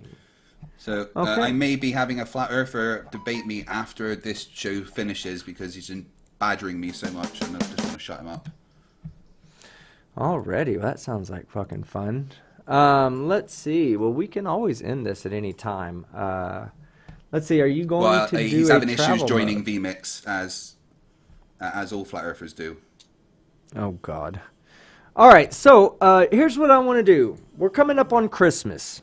So this year for Christmas, guys, and this goes out to everybody that's still listening to the stream, because if you're here, if you're one of the 347 people, that means you really love us, because if you don't really love us, you would have been done by now, unsubscribed, unbelled, uncommented, deliked, everything. So for those of you that are still here, what I want to know is, what do you want for Christmas? What do you want from me for Christmas? So I'll give you time to think about it. In fact, don't leave it in the live chat. What I want you to do is I want you to leave a comment. I want you to leave a comment that says what you want for Christmas. I want everybody to vote on the Christmas presents, okay? The highest voted one that's not absolutely fucking ridiculous and would get my channel demonetized and thrown off of the planet Earth, I'll do that. I'll do it for whoever. You just invited me to push the joke, Skeptic, because now my parody for this year is a parody of All I Want for Christmas is My Two Front Teeth. And it's going to be about you and your two-piece bikini. Oh, fuck. Okay, hey, that'd be a great parody. Two front teeth. Fohammer, I don't know if I've ever showed you. I'm fat relative to you, but relative to the rest of the world, we're both skinny motherfuckers. So I can't give you any lessons on being fat. I can tell you what I do. I eat and eat and eat and eat, and it doesn't work. So Don't just eat. Recovering Albanium says that she wants a new Mankini video every day of Hanukkah. No. Maybe, I don't know. Can't deny that. Yeah, commenting on this video, AT2 Productions. But don't leave it in the live chat, because while the live chat will still go, I don't want to have to keep going all the way to one position in the video to see everybody leaving the live chat comments. So what I would like you to do is, if you really, I want to do something for you guys for Christmas. You guys do a lot for me. You guys y'all promote my videos, y'all watch my videos, you thumbs up. You're obviously subbed if you're here. So you do a lot for me, and I just want to do something back for you guys. And I got to do something for everybody. I can't do something for one person. So let's find something for the community, for every one of you guys that I could do. And as long as it's within my abilities, I will do whatever you would like me to. A Santa Mankini. You just might get a Santa Mankini, because I will fucking do it just for fun. So, look, Mozart says it's torture to all. Oh, shit. Can you get Brexit canceled for me? I'm not fucking Santa Claus. Oh, let's see. What is the plan for the Flatsard conference? This week coming up, I'll be going and securing my permit. I'm not going to waste my time or money. I didn't really raise a lot for my FEIC fund, which is not a big deal. I just don't have a lot of money right now. And there's more important things like getting a good camera and stuff like that I really need to increase the quality of my videos and keep moving forward with my channel. So I will be there. I will be going and getting a permit and securing a permit for outside. MC Toon will be down here. I just saw, Red Mankini. So Rudolph the Red Mankini. Wow. Please don't wear the Mankini backwards. I promise you, after the experience I went through Factard, that is the one thing I will not fucking do. I will not put the pocket in the back as a poop hole and just have the front stretchy part as my bean squisher. No, that won't happen. Robert Williams says, how much do you need to go inside? I think it's like, I don't remember the exact total. I think it was like 185 or something like that for the 2-day pass, I think. But I think the 2-day pass was all sold out. They only had the expensive ones left. But the problem, the problem with me going in is not the cost, really. I mean, it is the cost. That's one part of it, yes. But the other part that's hard is that when they see me, they're going to ask me to leave. So whatever money I put into getting on the inside, it's going to be a waste. It's going to be a waste for me. It's going to be a waste for Bet you regret that face reveal now. No, I don't regret it. It's one of the best decisions I could have made. Besides, Mr. Space Time for Christmas says he wants a live debate of FTFE and Team Skeptic versus Paul Oakley and Quantum Eraser. Wait. Hold on. Say that again. He wants a live debate of me and you versus Paul Oakley and Quantum Eraser. They will not do it. I'm telling you guys. Quantum Eraser is scared of me. He's scared of me. He's a little bitch. And he's scared of me over the internet. I didn't ask him to meet me in person. I said, hey, meet me on channel. Let's talk quantum mechanics. You talk a lot of quantum mechanics. You do. You say a lot. And every last bit of it. Well, okay, this is what I'll give to him. He gets some of it right, but the explanations he gives are wrong. So you know he doesn't understand it. Hey, Andrew, I see you've joined. I'll get you in a minute. We're just filling this channel up our show, okay? Yeah, if you'll just mute him until we Sorry, get done, Team and I'll let you guys head off over to what y'all got to do.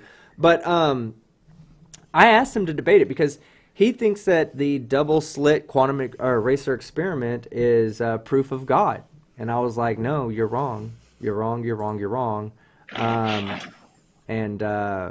Let's see. Oh, William Simon says not if you book a room.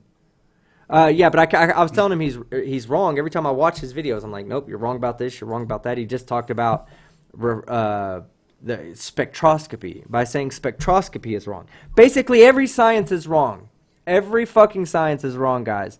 It doesn't matter what it is, it's wrong. He has definitive proof that every fucking thing in science is actually wrong, except for what he understands and believes. What he understands and believes, even his 5-year-old daughter can understand. And he specifically said this about quantum mechanics, that she gets it when Richard Feynman doesn't.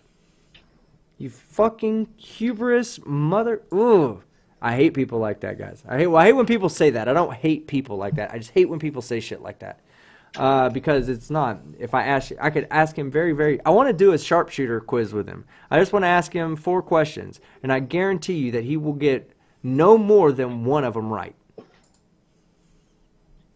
But I'm not going to say it now because I know it. I have my questions written down, and I know he'll be listening. So I don't want to even give up the questions right now. Okay, so I think that's where we're going to end it. I believe Fight the Flat Earth, you said you're about to get into a debate. Is that correct? Yeah, does seem that way. Always fun. Yeah, Robert Ad said, he says, spectroscopy is wrong, question mark. Yeah, go over there and check out Quantum Eraser's channel. It's going to be one of his last 3 to 5 videos, and it's about an hour and a half long, but he's wrong on most of it, so. All right, well, I guess this is... all the time. Yeah, right. I guess this is where we're going to end the show today. Thank you very much, everybody. Fight the Flat Earth. Let me turn it over to you. Go ahead and plug what you got to plug. And then you can go ahead and leave and go get that set up. It seems I have a flat earther that really wants to debate me tonight, so I guess I'm not going to bed yet. That'll be starting on my channel in probably about 10 minutes. I'm going to get that all set up, get a drink ready, and then we'll see what Andrew has to say about the shape of the Earth. That'll be fun. Yeah. But again, thank you everyone yesterday. That was an absolute fucking blast to do a 20-hour stream. I'm not doing a 40-hour stream when I hit 40k. That's just not happening. But Team and Sean, thank you both for taking over for me, and all the guys that hung out in the chat, especially Cypher, Recovering Albeit Alabamian, and Classy Bear. You guys were an absolute delight to work with. So thank you very much. Oh yeah. Those guys were cool as fuck. I'll jump out, Team, now and I'll jump out for now and get my stuff sorted out, and I'll speak to you later. Yeah, I'm not going to be on the panel for this one. I need to take a break and get a little bite to eat and, start... Yeah, no worries, man. I need to get this video done for these guys. They're going to start yelling at me and throwing eggs at my live show. Ha! Tricks on you guys! Tricks on y'all. When y'all throw eggs at me, it hits your monitor. Ha ha ha. I do that shit on purpose. Sean Hufford, the voice. You have anything else to say, sir? Sean?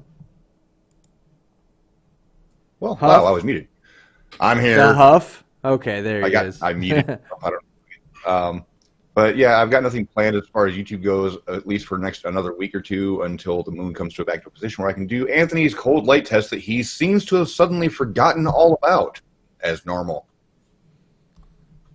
Yeah, he's a dumb fuck. And you're just waiting for the full moon, right? Well, I'm going to do it on several nights. If it's full, it's best, because then I can just totally destroy all of his arguments. But, with Indiana weather and Lake Michigan just being a dick all the time, I have to pick and choose what days I can as they approach. So I'll do my best. Hopefully a full moon. Okay. Yeah. Hopefully you can get that done, but he's still not going to believe you, man. He's still going to question you. He's still going to say, well, no, he's just CGI'd, you faked it, everything else. He's just butthurt because, I'm taking his experiment several steps beyond what he's willing to even consider. We do have a hashtag stop censoring Sean Hufford in the live chat right now. Stop censoring Hufford. I love that. That's amazing. I need to get a shirt made of that. It says stop censoring Hufford. Okay, so this is where we're going to end it today. And guess what? Who's not here today, guys, in the chat? Not here.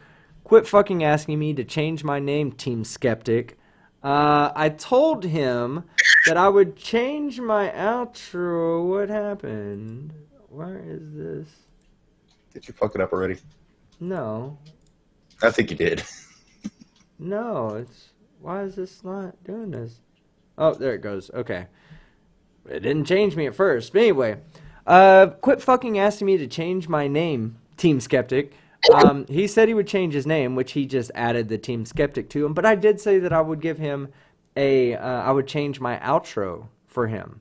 But I'm not going to change it today because he's not in the chat. We'll wait till he's in the chat so I can troll him just a little bit.